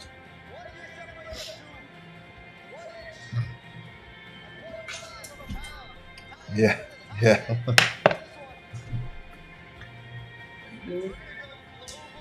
Yeah, apparently, they've changed the thing so that, like whatever picograms pop up, it's not strong enough to fail a test anymore, which I don't understand.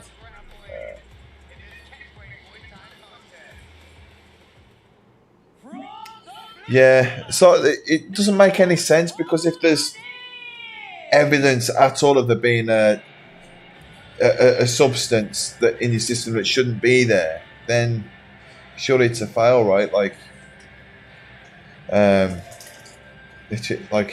Turinabol doesn't exist in salads.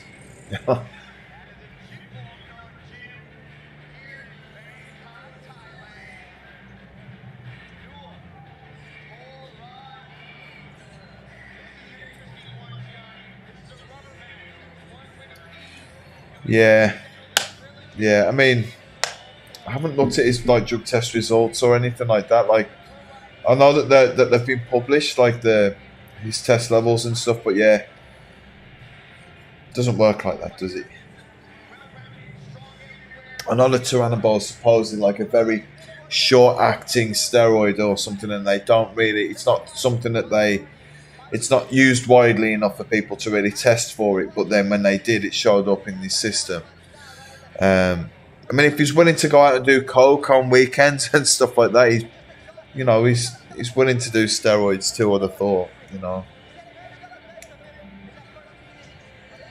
People that do drugs tend to have, make, questionable decisions.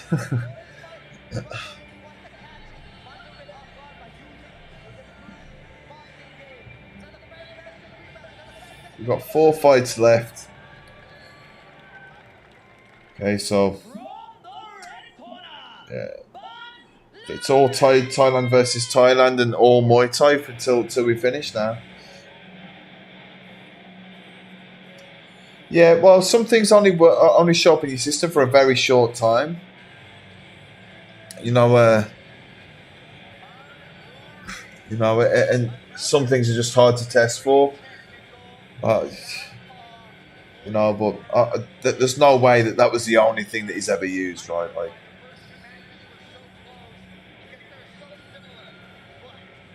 But he's also from a time where TRT was legal. Remember, when he fought Vitor Belfort and stuff, TRT was legal then. So,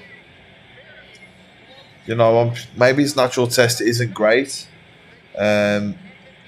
He's packed on a lot of muscle, so he's got some test somewhere. And he's also a guy that wants to win, isn't he?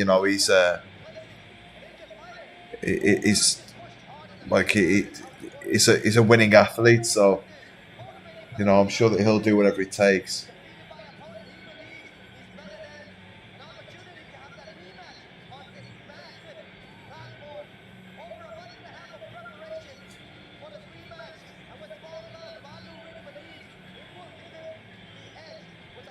Bit unsure why one do the card the way that they do, where they have like more foreigners on early, and then just have the Thai only fights at the end. I think it was the same last week too.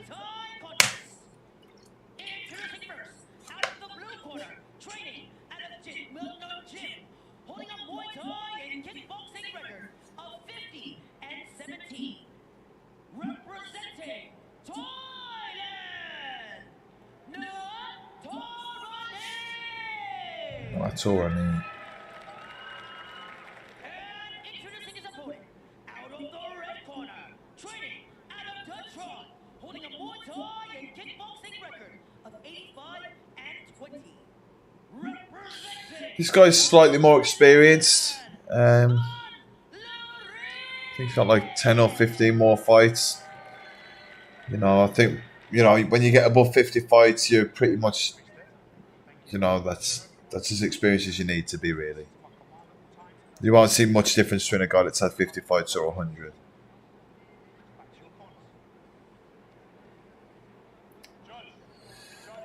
Yeah. Yeah, I know. Yeah, you're right. No, I'm sure that, you know, if he's had a long time of using anything and then to come off and then try and compete at the same level, it'll play on his mind a lot. Wow. Just so when you go and talk to girls at a bar, you know, you can only do it when you've had a few drinks.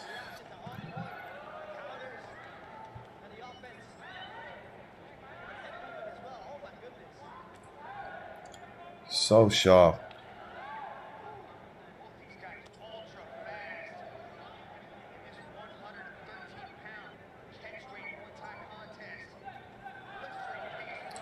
Wow, they're fast.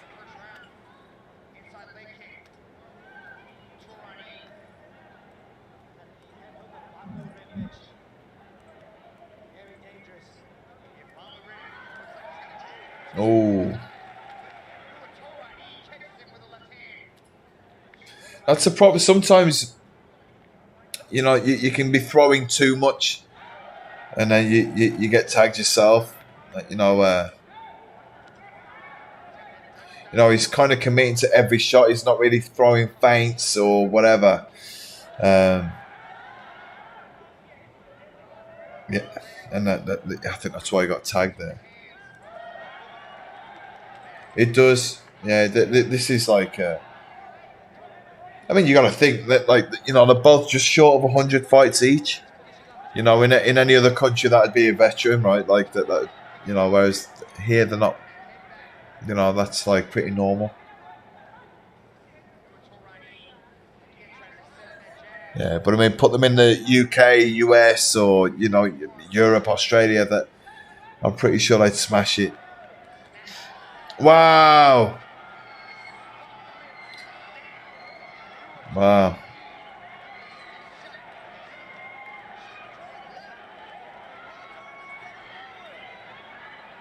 Wow. He's done.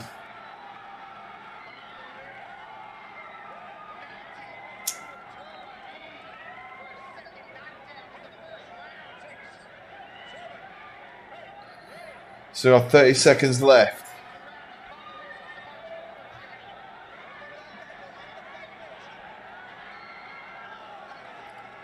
Wow. Excellent. Yeah. Very impressive. He had like a very similar style to Tawanchai.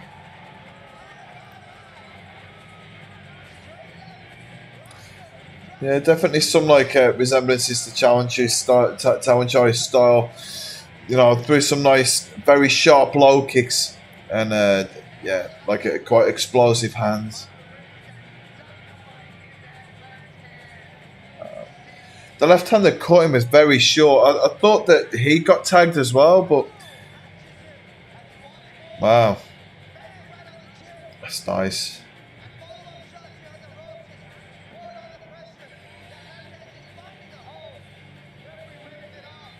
Good for him. That was a really good, nice style, but very Tawan Chai. Yeah, I'm glad that you agree. Man, I don't know who's around to beat Tawan Chai at the moment. I was thinking about that the other day. I think anybody will struggle against him. 2 minutes and 38 seconds in the first round. Your referee has put a stop to this contest. Your winner by way of knockout. Yeah. Tawan Chai is so good. Like, I look, thinking like, man, would like a Prime Borkow or Prime Yodsinkrai beat him? I'm like, man, I don't know. I don't think so. He's got that like very like he like engages really hard, but then looks very relaxed at the same time, and he's very impressive. Is Tawan Chai fighting again? Is he fighting soon? I feel like I've seen something about him. Let me see. I feel so happy and I feel so honored to be here and debut at One Championship. Well, I feel honored just to be in the ring with you. How about I give you 350? Wow, good. That's amazing. He got a bonus as well. Oh, that's well deserved.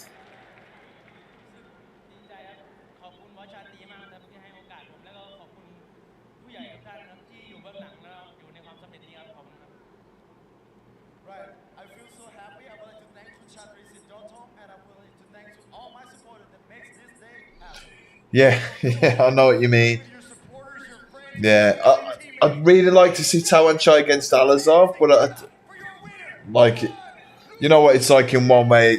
One fights in MMA gloves, the other one fights in kickboxing gloves, and whatever. You get a bit confused. I'd really like to see Tawan Chai versus Alazov, but Alazov fights in the big gloves, Tawan Chai fights in the small gloves, so I don't know if it'll ever happen, but I think it'd be a great fight to make. I didn't know that Tawan Chai is only 23. Wow. He could be around for a long time. Yeah. Man, that's crazy that the Singapore government that are helping out. I wonder why they do that. Is it for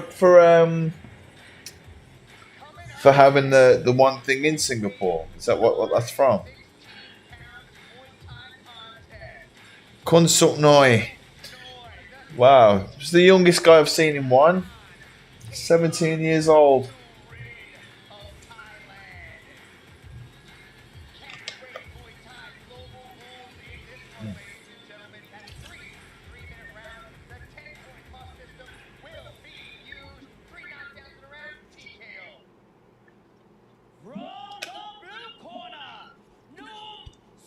Just while these are walking out to grab a drink, I'll be back in 1 second.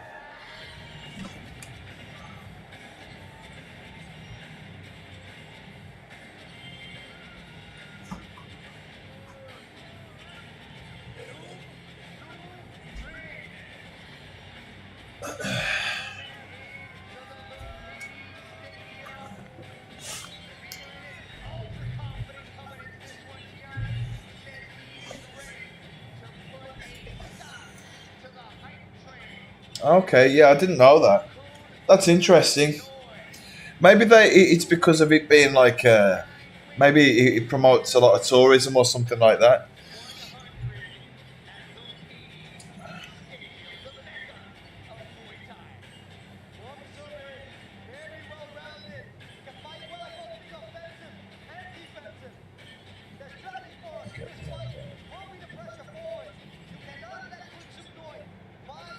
Yeah, it's yeah, I don't really understand why they would, but it's cool that they do.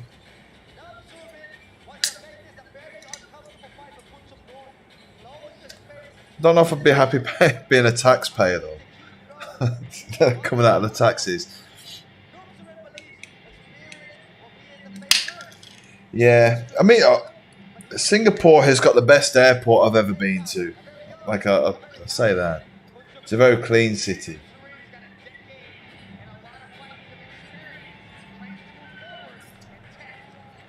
Yeah, yeah, it would be cool, wouldn't it? I'd like to see Tawan Chai giving kickboxing a go. But I'd like to see Alazov trying his hand at Muay Thai too. I just think that maybe Alazov's style is better suited to kickboxing than Muay Thai.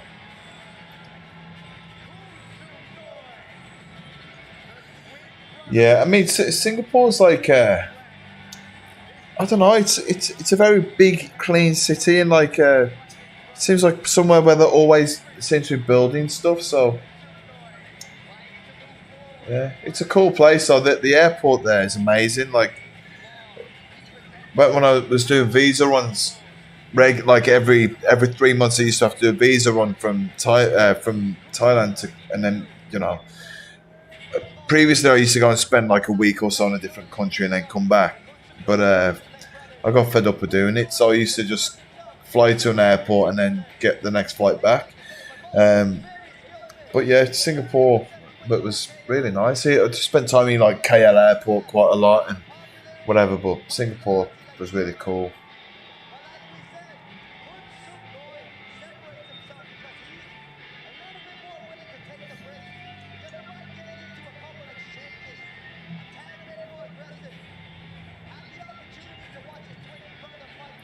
Yeah, yeah, I know what you mean, Mr. X.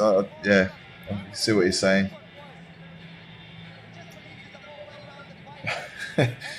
Yeah, I wouldn't. I wouldn't want to try fighting Alazov in 4 ounce gloves. No way.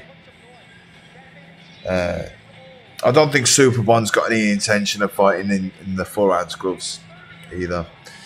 But if Tawan Chai and Superbond are training together, I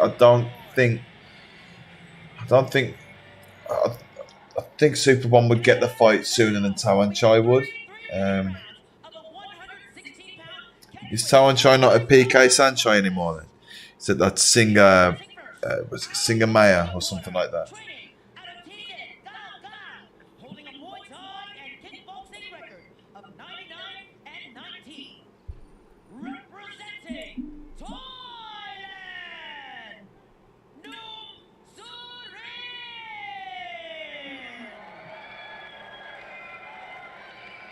And introducing his opponent, out of the red corner. I can't believe this kid's 17 years old.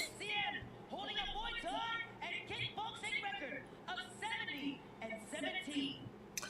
Record 17-17 at 17 years old. I'm sure that there's a few fights that he's forgot about too. He's probably had like 150, I'd guess, at that age.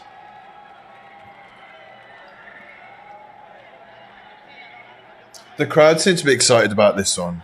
You can hear them.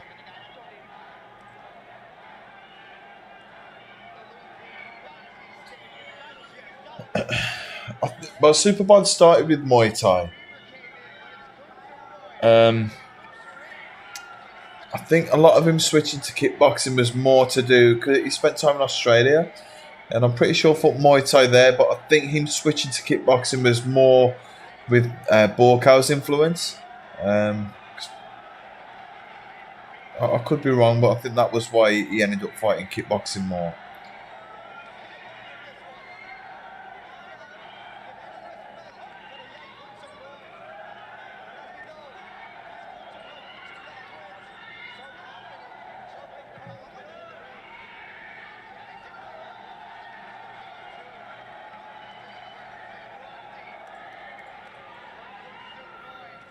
Oh man, that's crazy. That's interesting though, what you're saying about Singapore. I didn't know that. That's pretty cool. Like, yeah, there's a funny side to to the government, like helping out one. Strange.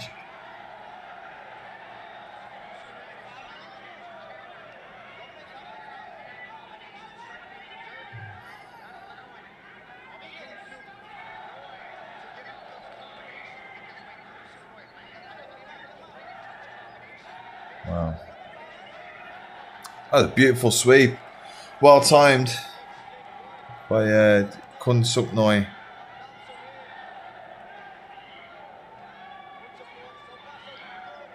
Definitely doesn't look overwhelmed by the occasion, does he? Probably the biggest crowd that he's been in front of. Nice work there.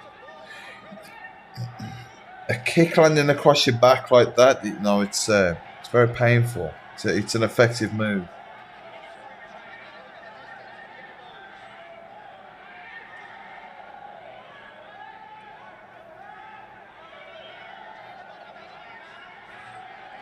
Oh, that's quite. Oh man, that's awesome. Did you like it over there?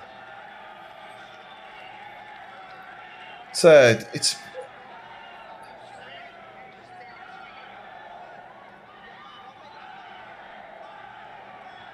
wow. Yeah, this is a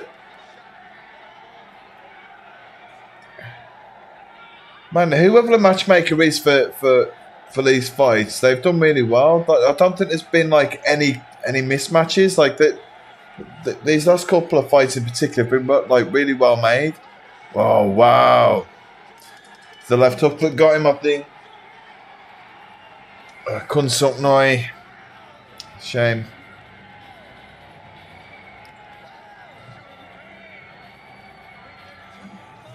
Well, it was good while it lasted.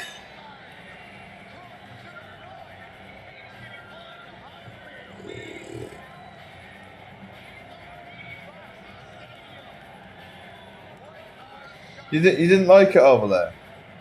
In Singapore.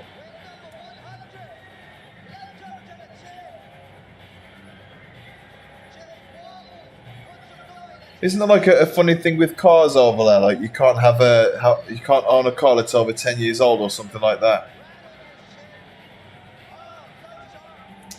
Ah, okay, yeah.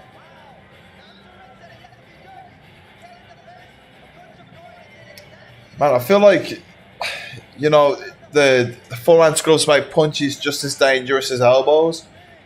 You know, especially with some fighters. That was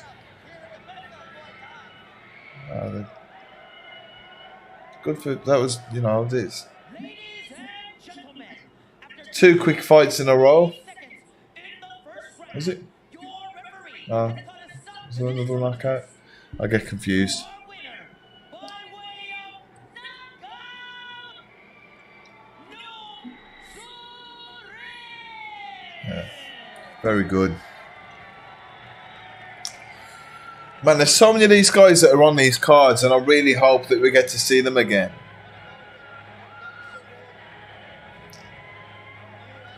Yeah, there is. It's up by 18.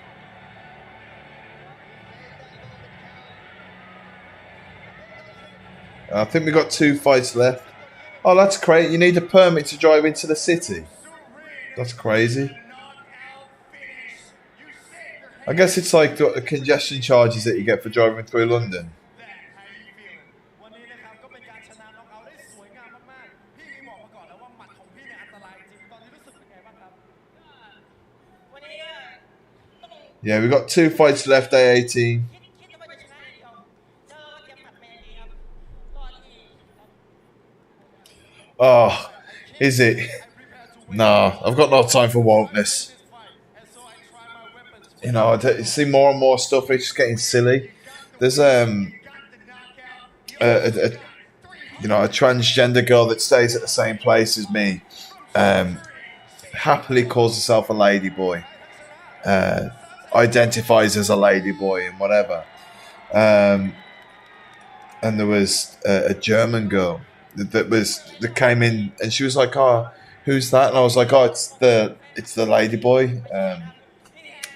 And she's like, "Can you not say that? It's transgender." I was like, "Man, like she calls herself a ladyboy. Like, let's stop this." You see it more and more.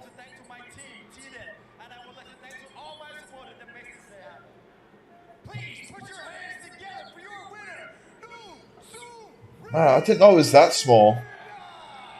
Oh, okay. Yeah. Yeah, chewing gum's illegal too, isn't it? Isn't that like a thing there as well? It's illegal to have chewing gum. Yeah.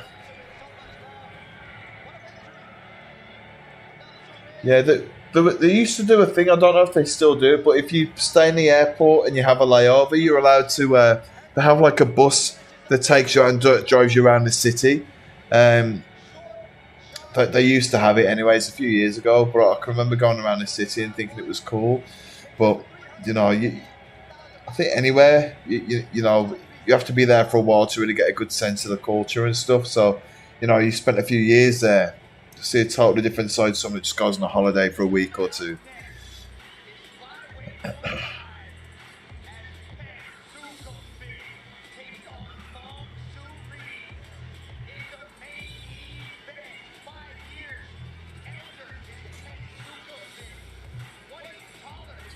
Say every week, but I'd love them to put the records up on this screen. I don't understand why they don't do it.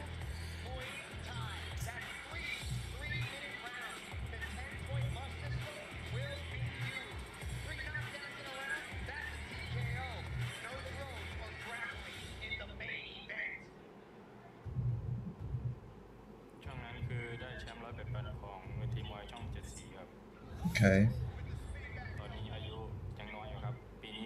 £108.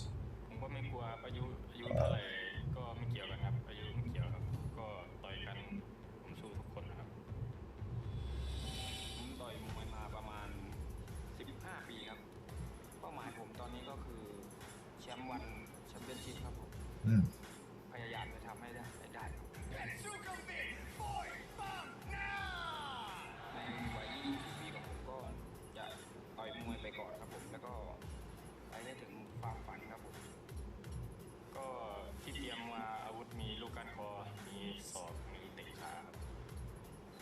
Oh, what? Oh, that's crazy.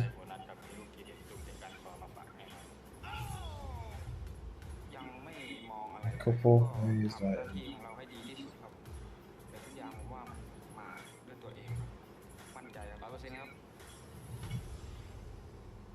Should be a fun one. After he said that he'd been in Channel 7, I can remember seeing him in Channel 7. He's good.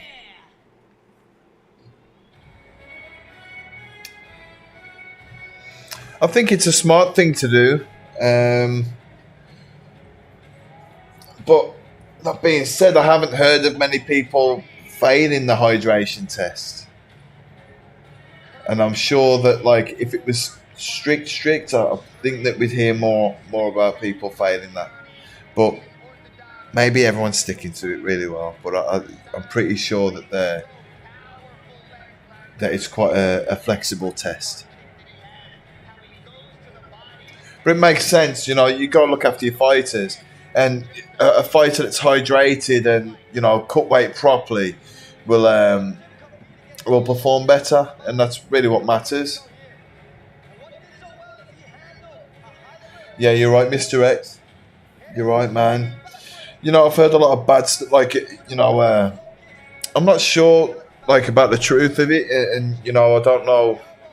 Like, I'm not great with like world affairs, but I heard that like Dubai's mainly built on the back of slaves. They have a lot of Indian slaves apparently, and they're the ones that built Dubai. So that's definitely like something like that, right? Like beautiful place, but what was it? What did it come from?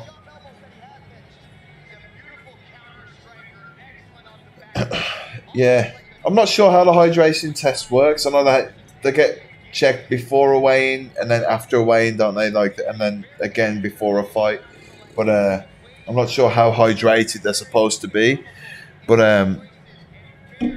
yeah, I'm like I just think if it was really strict, then we'd hear about people failing.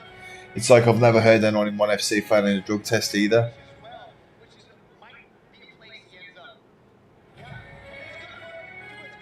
And they're supposed to have drug testing. I can't remember the name of the board that do it, but it's some athletic board. But yeah, I've never heard anyone failing a drug test in ONE. Have you?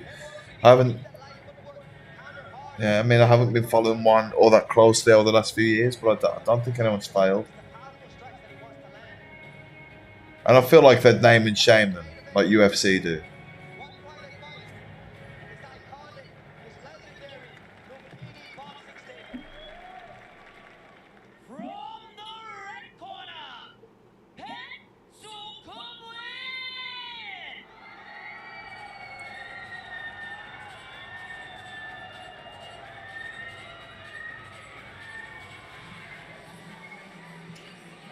Yeah, I mean, for sure, there's ways around it now. Like, yeah, there's gonna be ways around the hydration tests. Uh, yeah, I mean, Rod Tang. I mean, even though he's he's like even though he's so powerful and strong and everything, he doesn't look particularly big for the weight, and he doesn't look like he really cuts much weight. So I wouldn't imagine that. Like a lot of the Thais, I wouldn't imagine that any of them really struggled with the hydration test because really they train so much and they fight so regularly that they're pretty much always close to their weight anyway.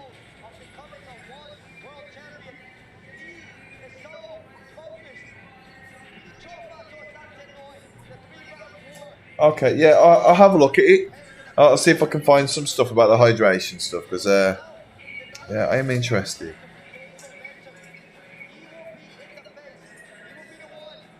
Most stuff like that, I like to watch like More Plates, More Dates.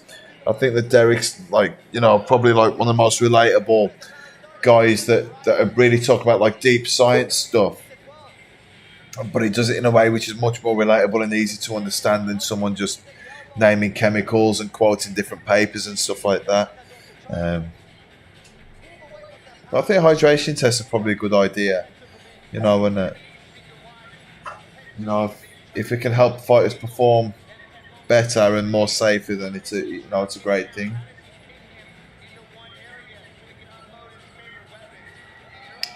Okay, yeah, is that what it is? Yeah, I've heard about people cutting weight with that before. Yeah, because it doesn't have the minerals in and it doesn't stick. That's how it works, isn't it? It just flushes straight through you. Yeah, I'd need to see more because I think if your body's depleted on minerals, then I don't understand how it would like be hydrated, but I don't know how the tests work. Um,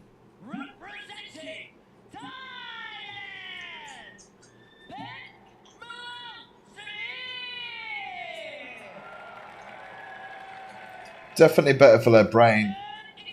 Like I said earlier, like I've really struggled to cut weight while I was in Thailand at times, and like sometimes like that you'll notice when you get hit, like your brain just doesn't recover the same way, and like there's a few times like I'd fought and like a jab had just rung my bell, and I'm like, oh wow, like he got me, and it was nothing. It's just that my brain was still dehydrated from cutting weight the day before.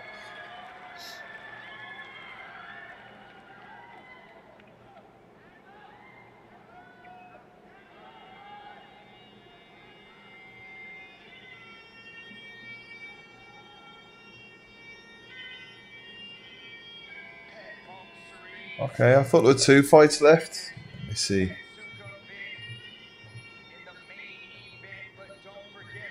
Okay, yeah, this is the last fight. There's one fight that didn't happen. Maybe they failed hydration tests, or they're both juiced to the gills and they failed that.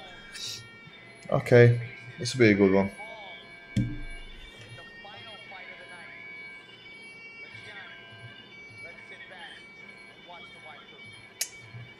Also, can you just let me know, is the audio being okay tonight? I had to buy a new microphone, and it's let me yeah, my speakers were a little bit louder, and yeah, my microphone's just a bit different. So does this sound okay for you guys? It's a bit late for me to ask, but at least I know.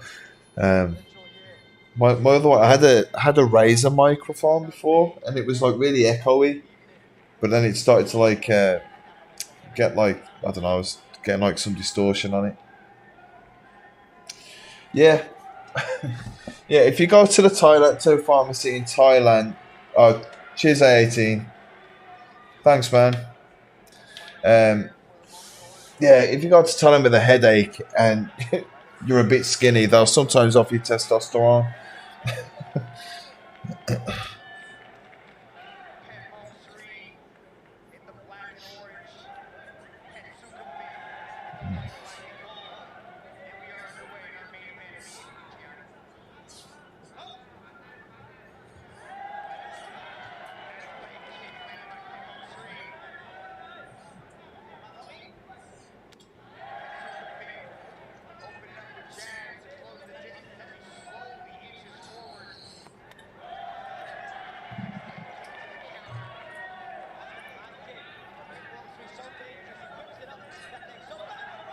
Oh, nice.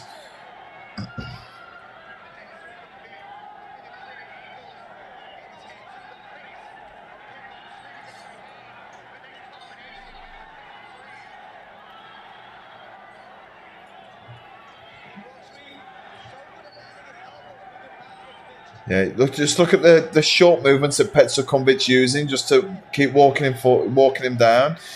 He's like, as he's jabbing and like throwing his punches, he's slowly edging forward at the same time, rather than kind of throwing his shots and coming back to where he was, which is what a lot of foreigners tend to do.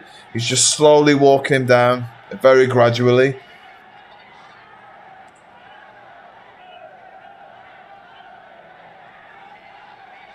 Just stealing the ground away from Petchbum Siri.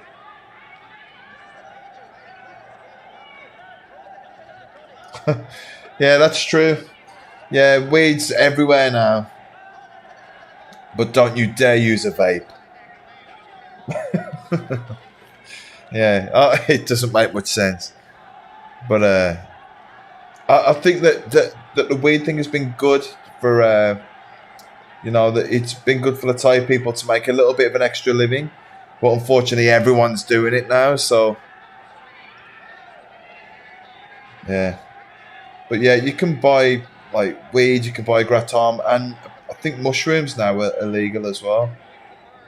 So you can trip out, get stoned, and have painkiller all at the same time.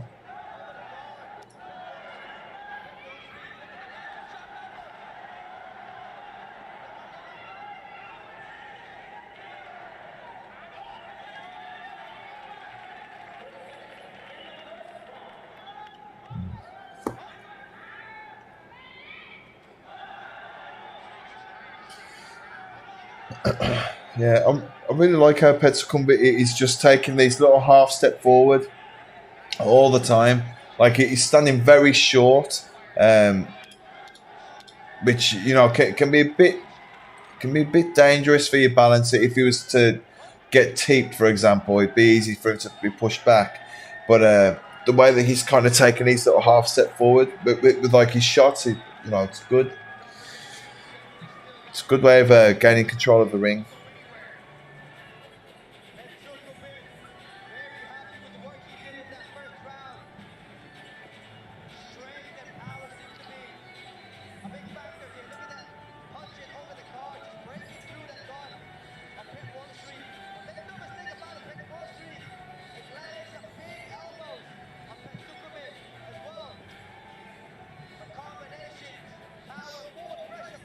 Yeah, so talk about weed. Yeah, I live on a road that's like, I think it's just about a kilometre long, so not even 1 mile. And there are 22 weed dispensaries here. Now, I know it's like a tourist area, it's a bit of a tourist trap here. But 22 dispensaries in a kilometre, it's pretty extreme.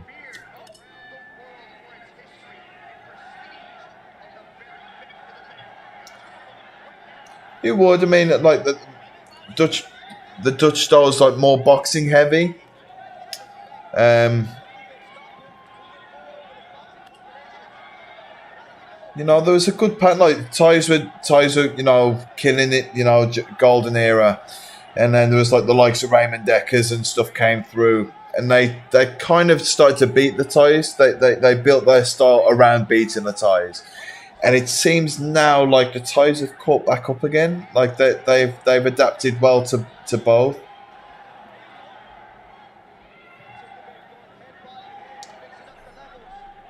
Things are definitely interesting in small gloves. I think sometimes you'll watch a fight with big gloves on. You'll be like, well, would it be the same if it was in small gloves? There would be a lot of. It'd rewrite history on a few fights, I think. Oh, wow, that head kick came out of nowhere. Wow, it's very difficult to throw a head kick from that shorter range. They're in elbow range and it kicks him around the head. That's impressive.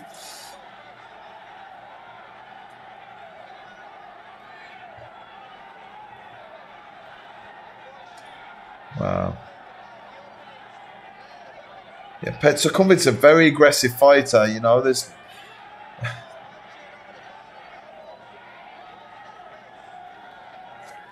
like almost trying to maul Petchmonks here. Him, Blue.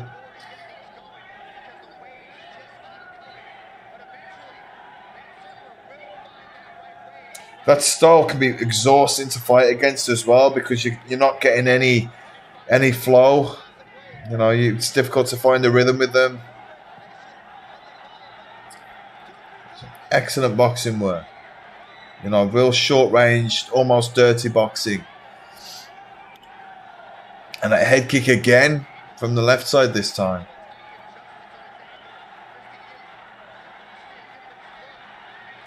Wow.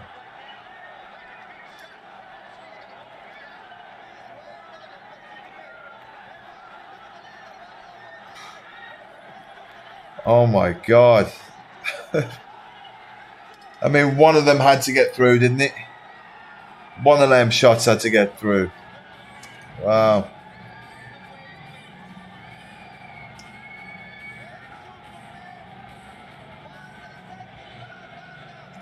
I don't think anyone could say that he needs to come forward more, could they? Non-stop pressure.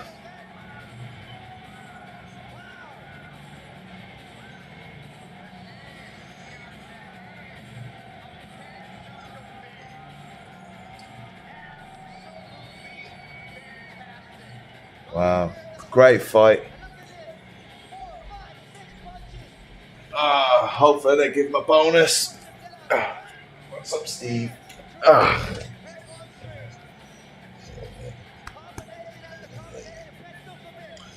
it's funny what you find at the markets here, isn't it?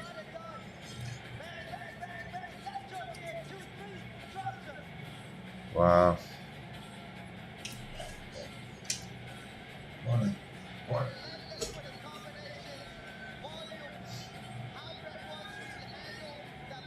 Wow.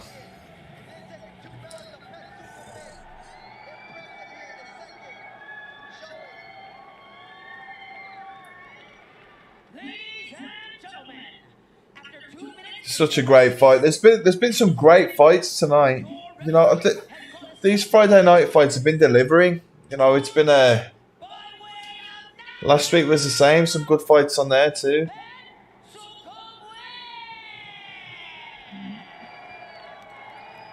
Here's another one. I hope that they bring him back to do more. Yeah. Go to market for a pair of sunglasses and come back with a Steve.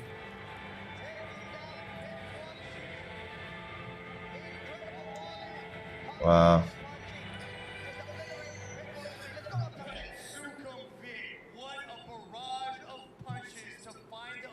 I'll just stick around for his interview and then I'm going to call it a night. But I really appreciate you all watching the fights with me and supporting the channel. Yeah, if you haven't already, I really appreciate if you like and subscribe. But yeah, I'll be doing these every week. So if you enjoyed it, yeah, I'll be here again. And I'll try and I've been a bit quiet with the uploads this week, but yeah, I'll be back on it this week. It's been busy, that's all. And yeah, please keep the requests coming as well. You know, I'll try and do as many as I can. If there's any fights that you want me to react to. Good.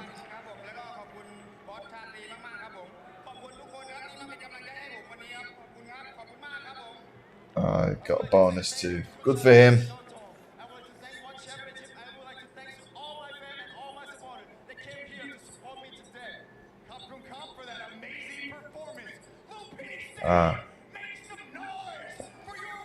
Wow. Interesting fighter. You know, yeah, I'd definitely like to see him again. He